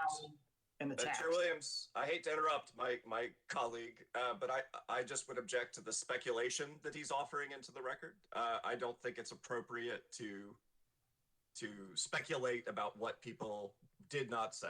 And I would just ask. He just asked the question. Who knows? He did not say what they would say. Objection overruled. Thank you, sorry. Mr. Chairman. Yeah, overruled.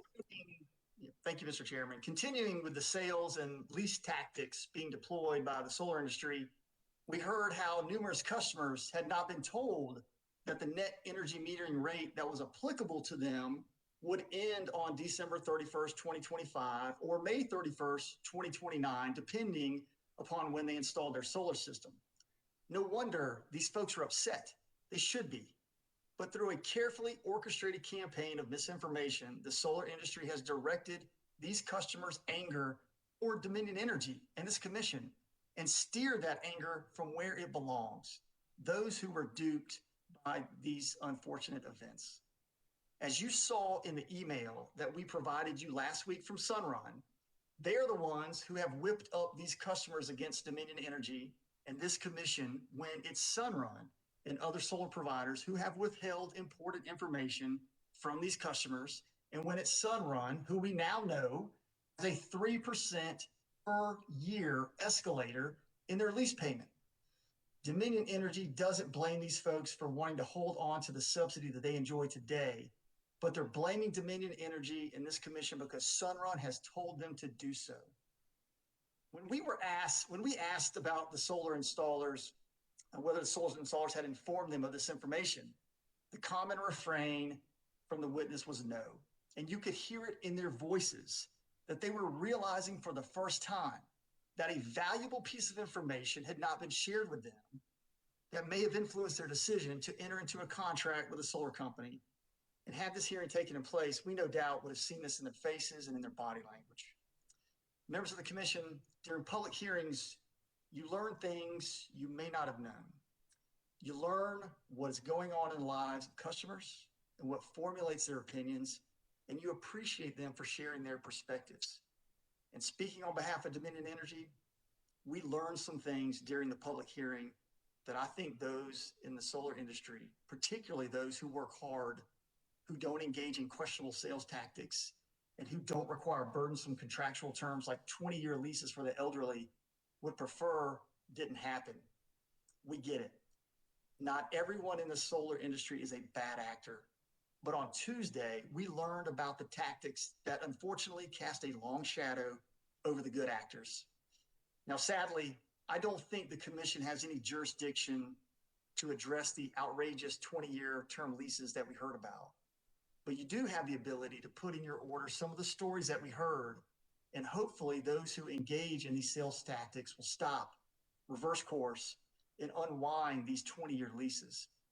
I'll conclude by stating that Dominion Energy has been faithful to Act 62 in proposing to eliminate the cost shift to the greatest extent practicable. We are not recommending that all of it be eliminated. You know this. We've eliminated about 75% of it. And for the customers you heard from on Tuesday, And in the early hours of Wednesday, and just moments ago, your decision will not impact them until either December 2025 or until May 2029. Hopefully, for these customers who have been mistreated with poor contract terms, can find relief in some consumer advocacy or legal capacity before their net energy metering tariff expires. And I'll leave you with this. The solar industry and its allies claim that Dominion Energy's proposal will kill the solar industry. That's what they've said. But after what we heard on Tuesday, I would submit to you that it's not Dominion Energy's proposal that is killing the solar industry. It is the solar industry with their questionable sales tactics and burdensome contracts terms that is going to end up killing the solar industry. Thank you, Mr. Chairman and members of the commission. This concludes Dominion Energy's statement. Alder Energy Systems. Mr. Chairman, thank you for the opportunity to speak to you directly. I had something prepared, but I am being derailed by the salacious allegations of Dominion against Alder Energy in this proceeding. I believe those allegations would be defamation, but before the litigation privilege that is enjoyed by Dominion in this proceeding. Mr. Burgess told you that there are some good actors out there, and I would suggest to you fervently that Alder Energy is one of them. Don't take my word for it. Take Danny Cassis's word for it, that we are one of the good guys. That's their own testimony. Instead, Dominion attempts to throw Alder Energy, which by its own testimony has never leased a single system, into any number of allegations that it could make against the solar trade, which are frankly not supported by the public hearing. So any suggestion that Alder Energy is responsible for any ill-doing, if any, of solar leasers is not ours to bear. And I resent the notion that it should be. Alder Energy did not participate in a public campaign of disinformation. Alder Energy denies that categorically. We did not participate in any strategy in order to clog up the witness list so the commission couldn't hear from the public. We deny it. Now, Mr. Burgess told you that you didn't hear from supposed customers that have a problem with an alleged subsidy. There's a reason for that. They're not concerned about it. All but one witness of over 200 who called to testify had nothing to say about a subsidy. There's a reason for that. And it is not what Dominion has suggested. Again, Alder Energy does not lease systems. Never has. That's been stated under oath. It's improper for Dominion to attempt to suggest otherwise. Commissioners, Dominion witness Rooks testified during the evidentiary hearing that the burden on commercial and industrial ratepayers from non-residential customer generation is a mere $333,000 annually, or 28 cents per monthly bill. On March 2nd, Alder Energy had the privilege of providing closing argument to the commissioners. On that morning, Alder implored the commission to consider whether any of the participants at the public hearing were non-residential customers appearing to complain about 28 cents. Since that time, the witness list of public participants ballooned to, as we all know, well over 200 witnesses. Commissioners, as contemplated by Alder Energy's closing argument, not a single one of those participants was a non-residential customer calling to complain about 28 cents. To the contrary, Mr. Lynch testified he has a commercial property and believes 28 cents is a perfectly reasonable burden to bear to support the immeasurable benefit of rooftop solar. I'm going to conclude here. If anything was consistent about the testimony, it was overwhelming support for the environmental benefits of distributed generation. I heard comments ranging from, we're just trying to do our part, to Our goose is cooked in reference to climate change. There was also overwhelming concern for the ability to achieve those benefits in light of the damaging economics of rooftop solar under Dominion's Solar Choice Tariff. The Commission has been well advised by nearly unanimous consent. It should reject Dominion's Solar Choice Tariff. Thank you.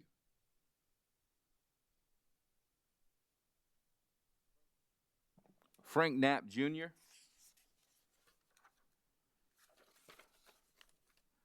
Solar Energy Industries Association.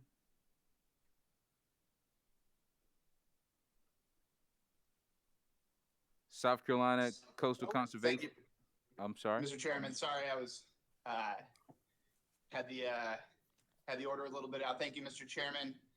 SEIA would echo the responses of our fellow solar and environmental interveners in this action. We have to this point limited our participation in this docket to co-sponsoring expert testimony intended to aid this commission in analyzing Dominion's proposed solar choice tariff. SEIA would, however, like to specifically address some of the consumer protection issues raised by Dominion in its cross-examination of public witnesses. SEIA wholeheartedly agrees that consumer protection issues in the solar industry are important and deserve attention. SEIA companies have a good track record with consumer satisfaction, and it works with policymakers across states on a variety of consumer protection issues. SEIA, as a national organization, has a clear-cut process by which consumers can submit complaints about member organizations and has removed SEIA members from our membership list for consumer protection issues and violations. SEIA has a comprehensive code of conduct that all member companies, over 1,000 members across the United States, must abide by or risk losing membership. Sunrun, which you've heard a lot about in this public hearing, is one of those member companies, as are over 120 South Carolina-based solar companies. In South Carolina, SEIA is working directly with South Carolina's DCA on consumer protection issues for leased solar systems and have worked to draft proposed regulations such as SC Reg 4662 and 4664 that are currently moving through the legislature. Those consumer protection issues are not at issue in this matter and should not distract you from the issue that you are to decide. Thank you, Mr. Chairman, and again, we support the responses of our fellow interveners. South Carolina Coastal Conservation League, Southern Alliance for Clean Energy, Upstate Forever. Thank you, Mr. Chairman.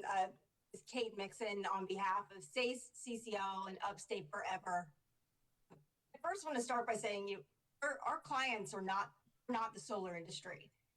They are conservation and clean energy nonprofit organizations who have members that include Dominion customers without solar, as well as some who do.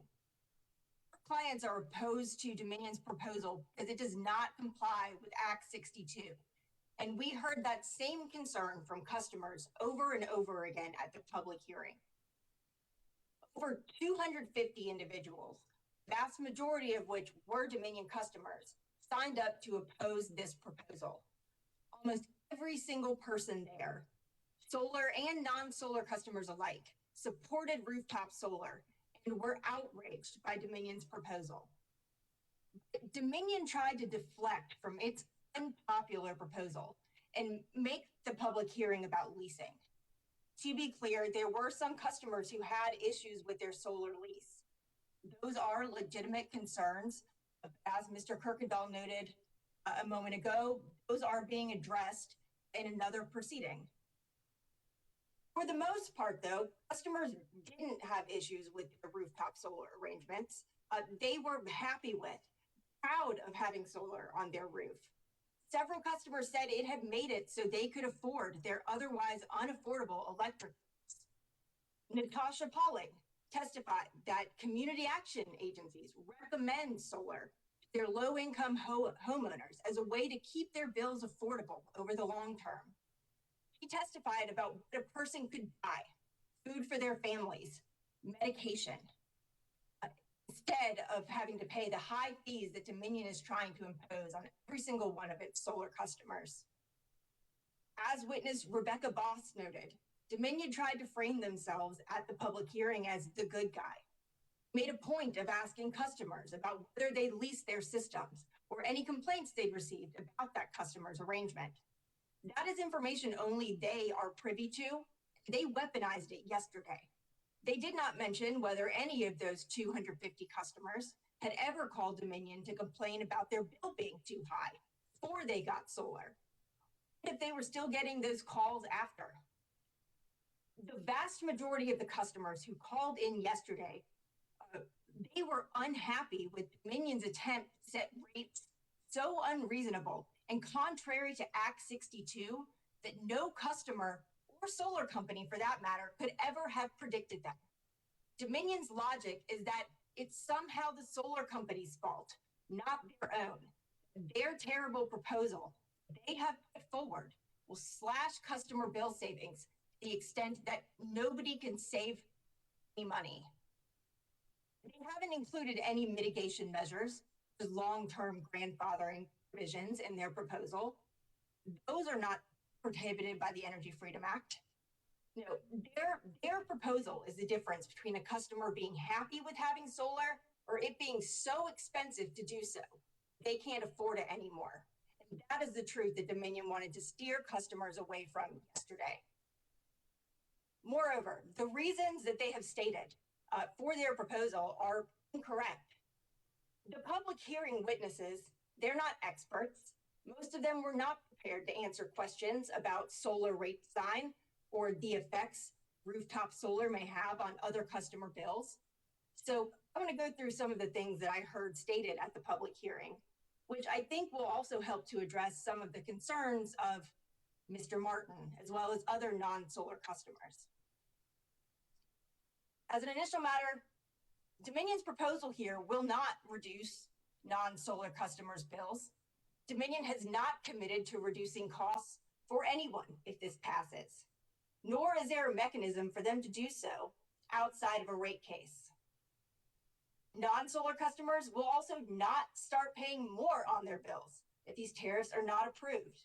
Again, from a purely procedural standpoint, there is no unilateral mechanism for Dominion to raise rates on non-solar customers and not solar customers. That $1.40 per month subsidy, that's not a fact. It is a disputed issue in this proceeding. And even if it were correct, that amount would not go on customers' bills unless the commission were to approve that later as part of a rate case. Frankly, that number pales in comparison to the numerous other things that Dominion will ask for in a rate case. If their revenue requirement were reduced by a fraction of a percent, or if some of their costs were disallowed as improper, that would have a much bigger impact on customer bills. But to my knowledge, in Dominion's proposal, they did not try to see if they could reduce any of those other costs so that their current and future solar customers, who are their customers, by the way, could continue to save some money on their bills. Instead, they want to place the entire burden of their lost revenue on a small subset of their customers that are trying to do the right thing for their environment, for their families, so that they don't have to make any of those decisions about reducing costs. It's unfair. And there's lots of evidence in this proceeding that solar customers are not subsidizing non-solar customers by $1.40 per month or otherwise. Commissioners, you cannot just look at the costs of solar, which Dominion has improperly equated with lost revenue from bill savings, instead of actually examining what their costs to serve solar customers would be.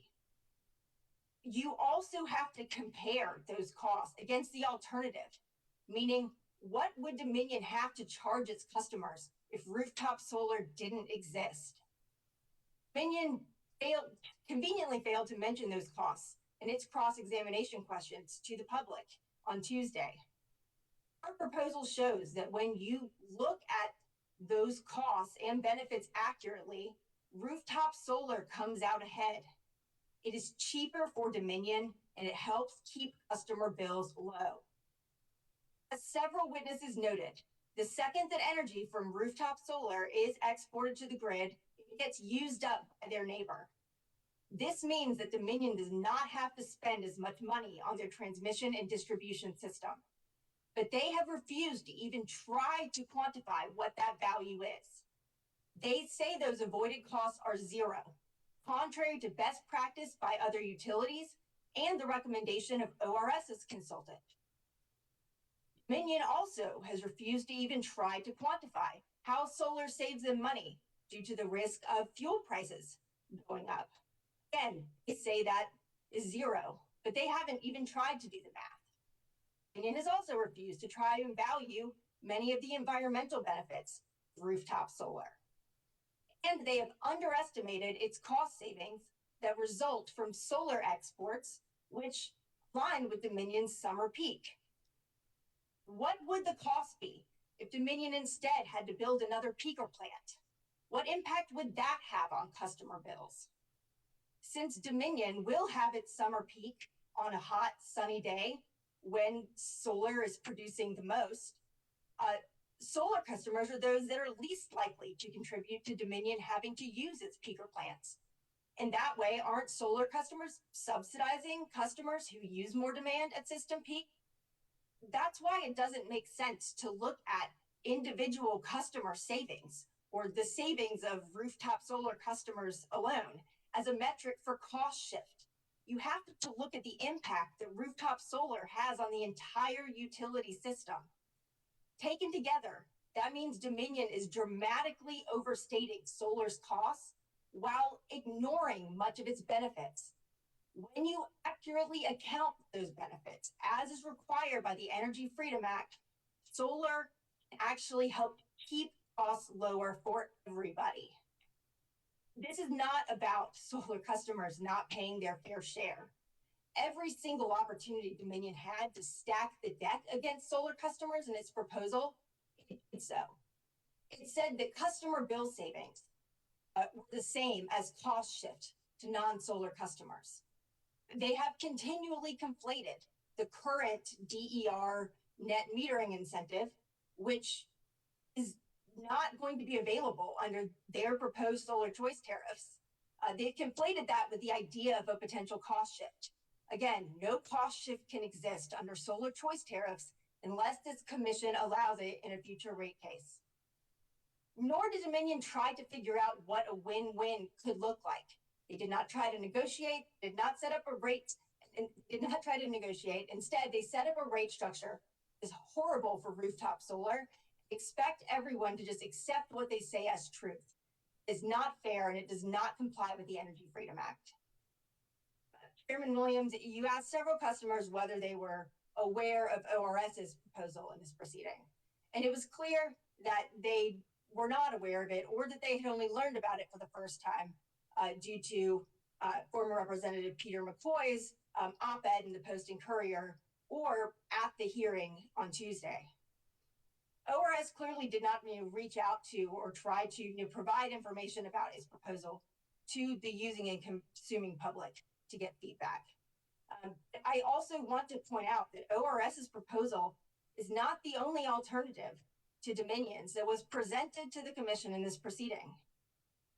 We presented testimony in this docket that showed there is another option, one that would retain solar customer bill savings, ensure they are still paying a fair share for their use of Dominion's infrastructure, and it would keep costs down for other customers as well.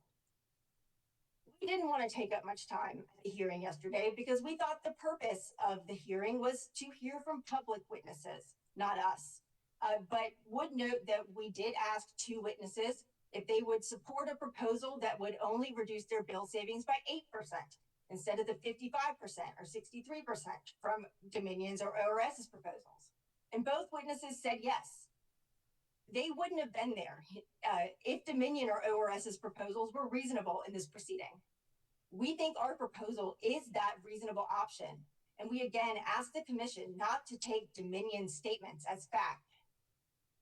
In sum, again, we think it's telling that over 250 people signed up to testify on Tuesday and today. Most of them were customers, but there were other people who worked in the solar industry and see the positive impact that solar has had on their own lives and those of their customers. Their testimony is relevant too, given Act 62's directives to consider the viability of the solar market and to consider the economic impacts of net metering policy. Frankly, we are quite concerned that the focus on cost shift is giving the public the impression that the Commission is not considering the other clear provisions of the Energy Freedom Act. As the sponsor of that bill, Peter McCoy stated in his op-ed, "It was not the legislature's intent for the 6 words in the cost shift clause to supplant other sections and be used as a justification for eliminating rooftop solar as a viable option for customers." And for those reasons, we urge the Commission to reject Dominion and ORS's proposals in this proceeding. Thank you.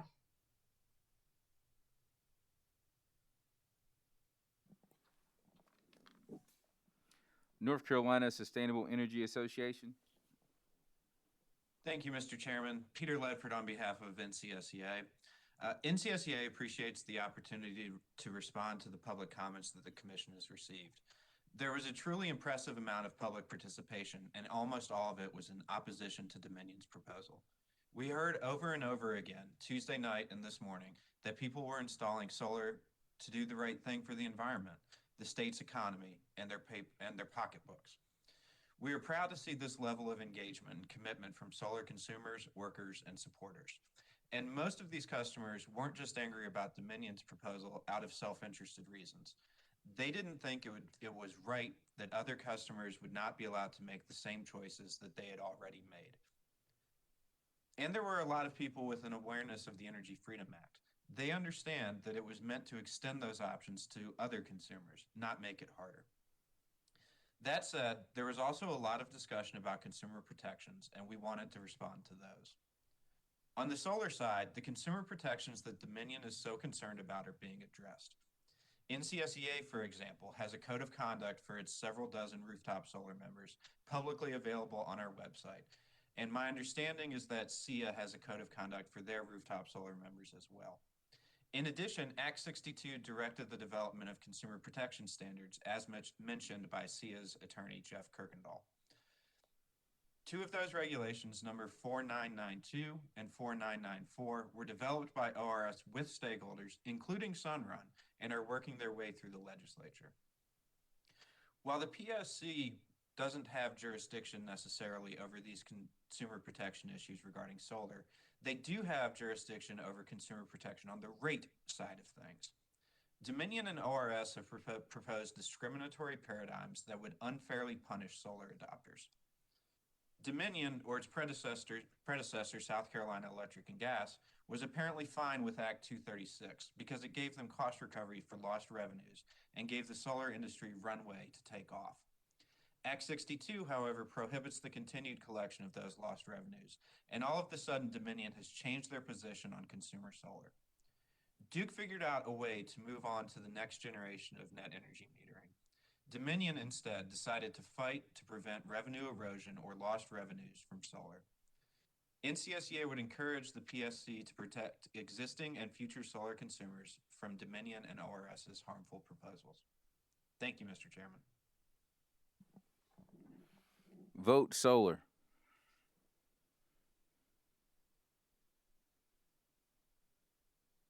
Thank you, Mr. Chairman. Les Duran on behalf of Vote Solar. Vote Solar supports the well-stated responses of our fellow solar interveners. And with that, I will say no more. Thank you. Office of Regulatory Staff. Thank you, Mr. Chairman. As to the public witness testimony, we trust that the Commission will use its discretion to give the public witnesses' testimonies their proper weight. I have no specific comments regarding the number of public witnesses or the content of the testimony, but as to the case in chief, which we seem to be discussing here today too, ORS stands by its position regarding the issue of cost shift as explained in great detail through the testimony of ORS witnesses Robert Lawyer and Brian Orrick. From the electric customers ORS Consumer Services hears from each year, about 80% of the approximate 4,000 calls we receive are from customers that are having a hard time paying their bill. They ask for payment plans or for help in paying these bills.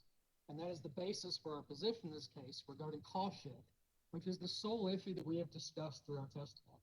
We simply ask the commission carefully consider the ORS testimony and position in reaching its decision in this case. Thank you, Mr. Chairman. Thank you all. Questions from commissioners? Commissioner Powers. Thank you, Mr. Chairman. It's not so much a question, but I want to make a point for the people who are maybe listening in or involved that, number one, I want to commend both our staff and all the parties involved for their endurance for this hearing. Our staff has gone above and beyond, and I'll have to say it's been a while since I've stayed up to 2 o'clock in the morning. But while we're doing that, there were people doing a lot of work, and I thank them for that. The other thing I think people need to understand is we don't regulate the companies like Sunrun or solar providers that, and I do appreciate you steering them toward the Office of Regulatory Staff. And I would also suggest if they've got problems to try the Better Business Bureau, or even if they want to hire an attorney if they have what they feel is a significant situation to deal with. But I think we've heard a lot, and I also want the public to know, as well as the other parties, that we certainly have the ability and the discretion to give weight to what we've heard. We can believe part of what we heard. We can believe different things. We can also, the credibility of what we heard from different witnesses, and that as a commission, we certainly will do that and make the effort to make that public hearing a beneficial part of this procedure. Thank you. Anyone else? Chairman Williams. Commissioner Caston? I want to thank all the attorneys for their comments and statements. But I'm going to ask all the parties the same thing. Do any of the attorneys have any objection to all materials referenced during the testimony in these proceedings being admitted as part of the record? I believe it is important to include these items to have a complete record, as those materials were referenced, and believe that the record should include them and the sources used. My request includes the document or materials referenced by all witnesses and parties, as well as the source documents or links used in these reference materials. Are there any objections to that? Mr. Chairman, Taylor Spear for Alder Energy. Proceed. This may just come from being a trial lawyer, but we do object on grounds that the record is what it is, and there are reasons that there are rules to develop that record. And if it's not contained within the record as it exists today, which has, frankly, involved a number of supplements, we don't believe that it should be considered. And this is not an effort not to be transparent. Again, I think this just maybe stems culturally from where I'm coming from, but we don't believe that is appropriate for the commission. And should it disagree with Alder Energy, we believe at least that we should have maybe some sort of enumeration of what that would be. It's sort of hard to deliver an overall overarching comment on the request, just not knowing exactly specifically what's in it. And I'll conclude with that. Thank you. Mr. Chairman, this is Chad Burgess for Dominion Energy, and I hope y'all don't find this hard to believe, but I'm in agreement with Mr. Spear on this issue. The record is populated by the witnesses' testimony and the exhibits that the company and other parties present, and I am of the opinion that the record should stand on what the witnesses have submitted as exhibits in this proceeding as we are now. Thank you.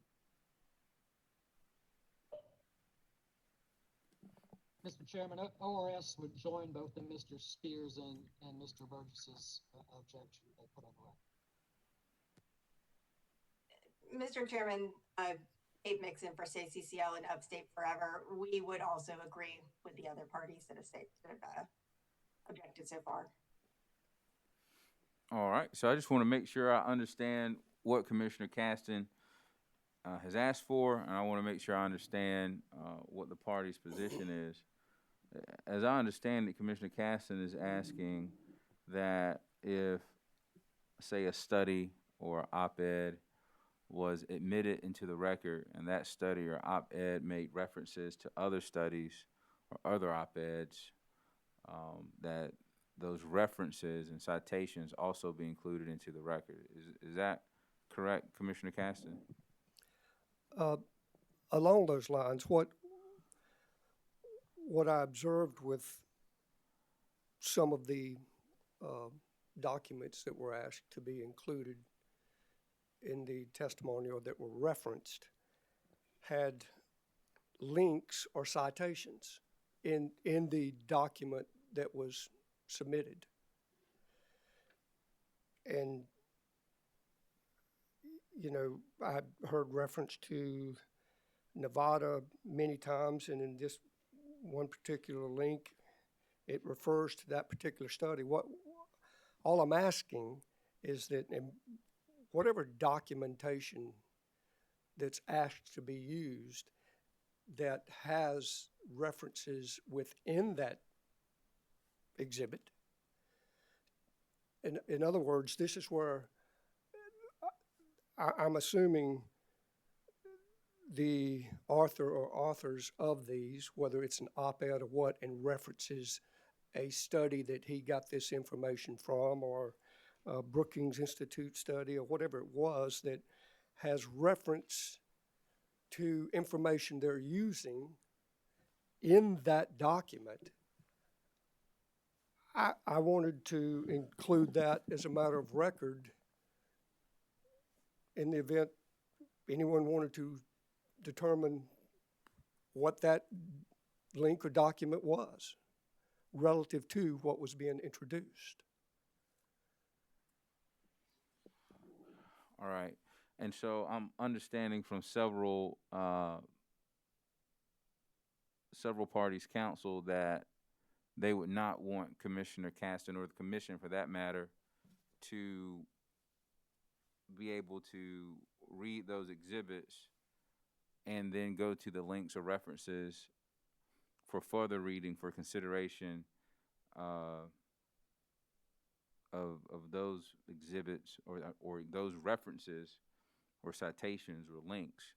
They would not want Commissioner Caston or the commission to consider that information, but instead just consider what's written in the 4 pages of whatever exhibit was submitted. Is that council's position? Mr. Chairman, this is Chad Burgess. That's Dominion Energy's position. The exhibit is what the exhibit is. If other parties wanted to add to it, that would be incumbent upon them to do that. And I'm not, and obviously, we haven't done that given the fact that Commissioner Caston is asking this question. But I think, given the role of the commission, that y'all are bound by the evidence that the parties present to you. And so it's our position that we would object to that. And then obviously, Mr. Chairman, you'll make a ruling on that, and we will live with whatever ruling you decide. Mr. Chairman, may I offer something? This is Yes, Taylor Spear. please do. I would just say directly to Commissioner Caston that I think a consideration here is that the lawyers have spent a lot of time and a lot of energy over the last, frankly, several months, going back to the general docket, developing the record that we all think is appropriate for our clients. So I think that's probably why you're seeing the pushback here, and it's not intended to be disagreeable, but it just sort of reflects the level of sophistication and energy that's gone in developing the record before you. Anyone else like to speak Mr. before I Chairman, if rule? Yes, sir. If I could just add briefly, again, I support Mr. Spear and Mr. Burgess's arguments. These are documents, and I understand Commissioner Caston's desire to see these. However, there's no foundation for these documents. There's no authentication of these documents, and therefore they could not properly be entered into evidence. Thank you. You know, if I were you all, I would make the same objection. Obviously, I'm not. I'm curious about a matter, though, just thinking through this. If a party submitted a study into evidence that has a bibliography or a reference page at the end,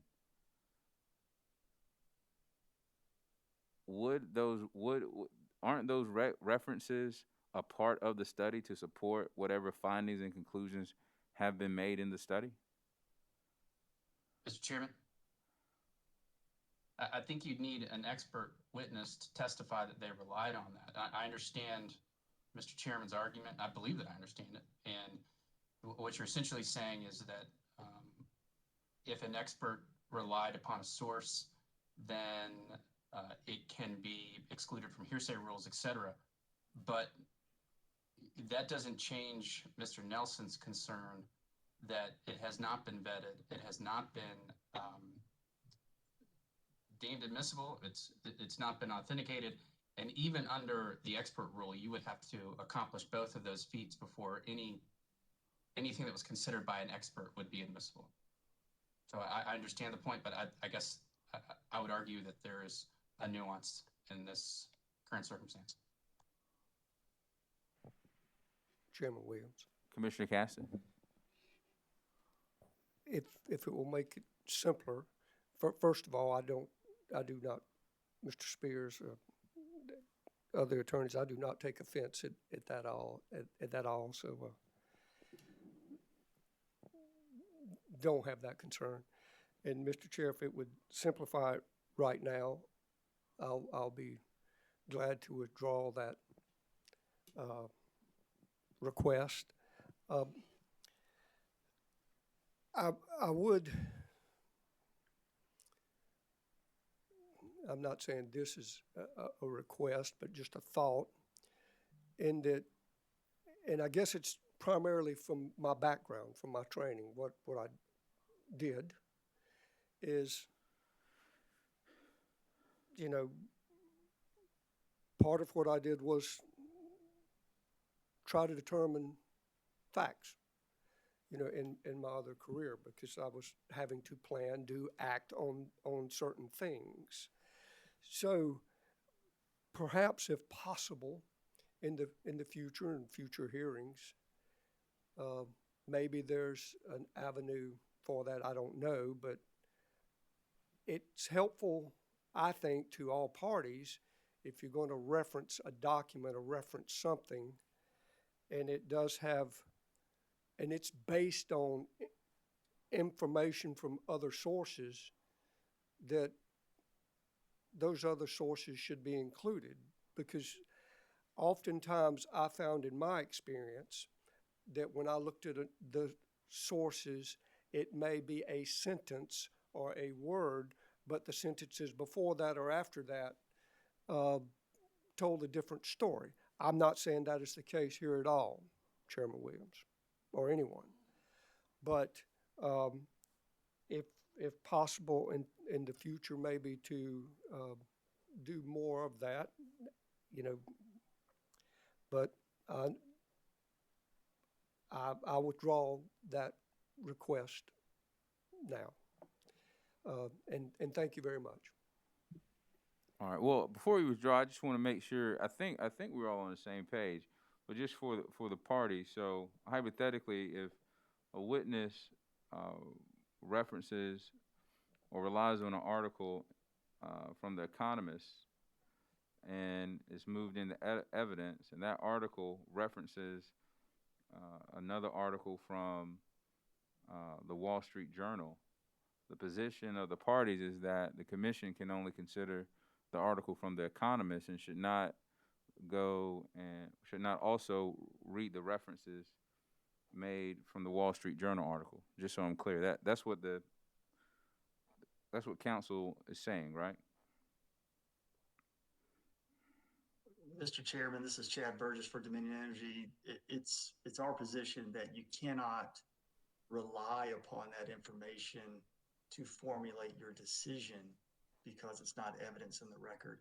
And just to explore this concept a little bit further, it's not uncommon for an expert witness to attach their CV to their testimony as an expert and as an exhibit.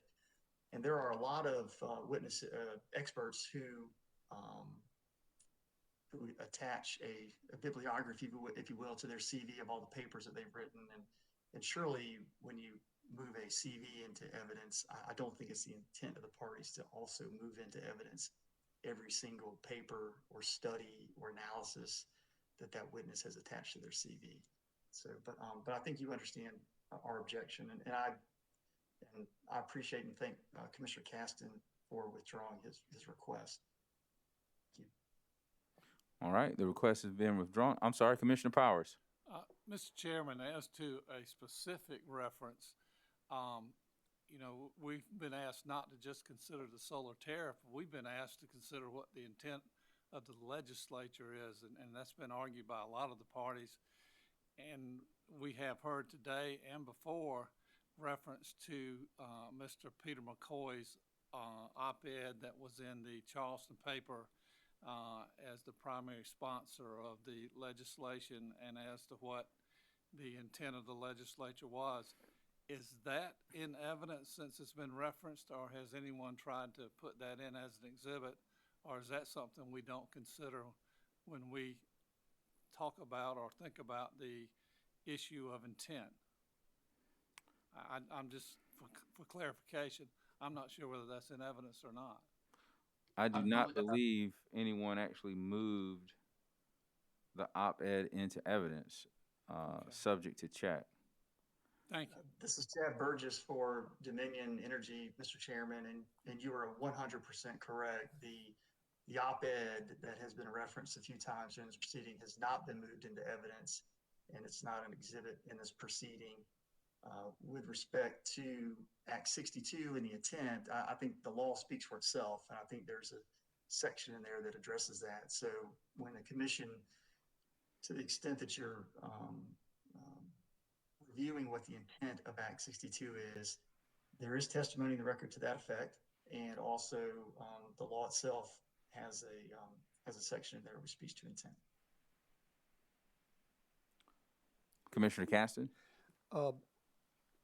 I would like to say that not only do I not take offense at what the attorneys have said, but I almost take a certain degree of joy, and that this may be the first time that I've heard all in agreement and supporting each other. So that's a good thing.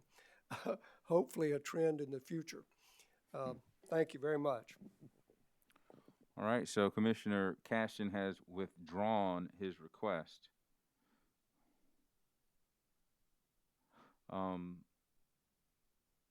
Now, are there any more questions? We were on the questions portion. We sort of went down a rabbit hole there.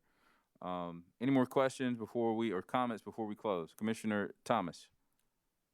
Thank you. And just following up on Commissioner Powers' comments about the op-ed, I don't think anyone at this point still has requested that to be an exhibit. So I would propose that be made as an exhibit. Okay.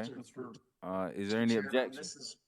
Mr. Chairman, this is Chad Burgess for Dominion Energy, and the company would object to that, that we have no way of testing the document. The author of the document is not a witness in the proceeding, and I think the rules of evidence are pretty clear that would be inadmissible as evidence in this proceeding. So we would object to that request. And with all due respect, Commissioner Thomas, I would have to agree with Attorney Burgess on that one.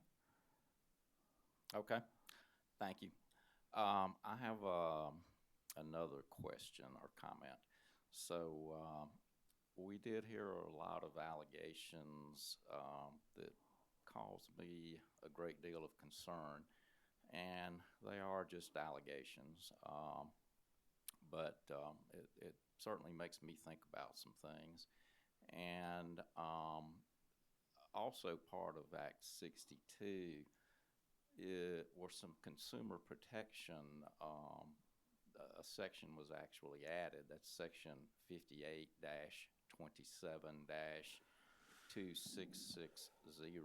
and I think that's probably where we're started to talk about these regulations for consumer protection that are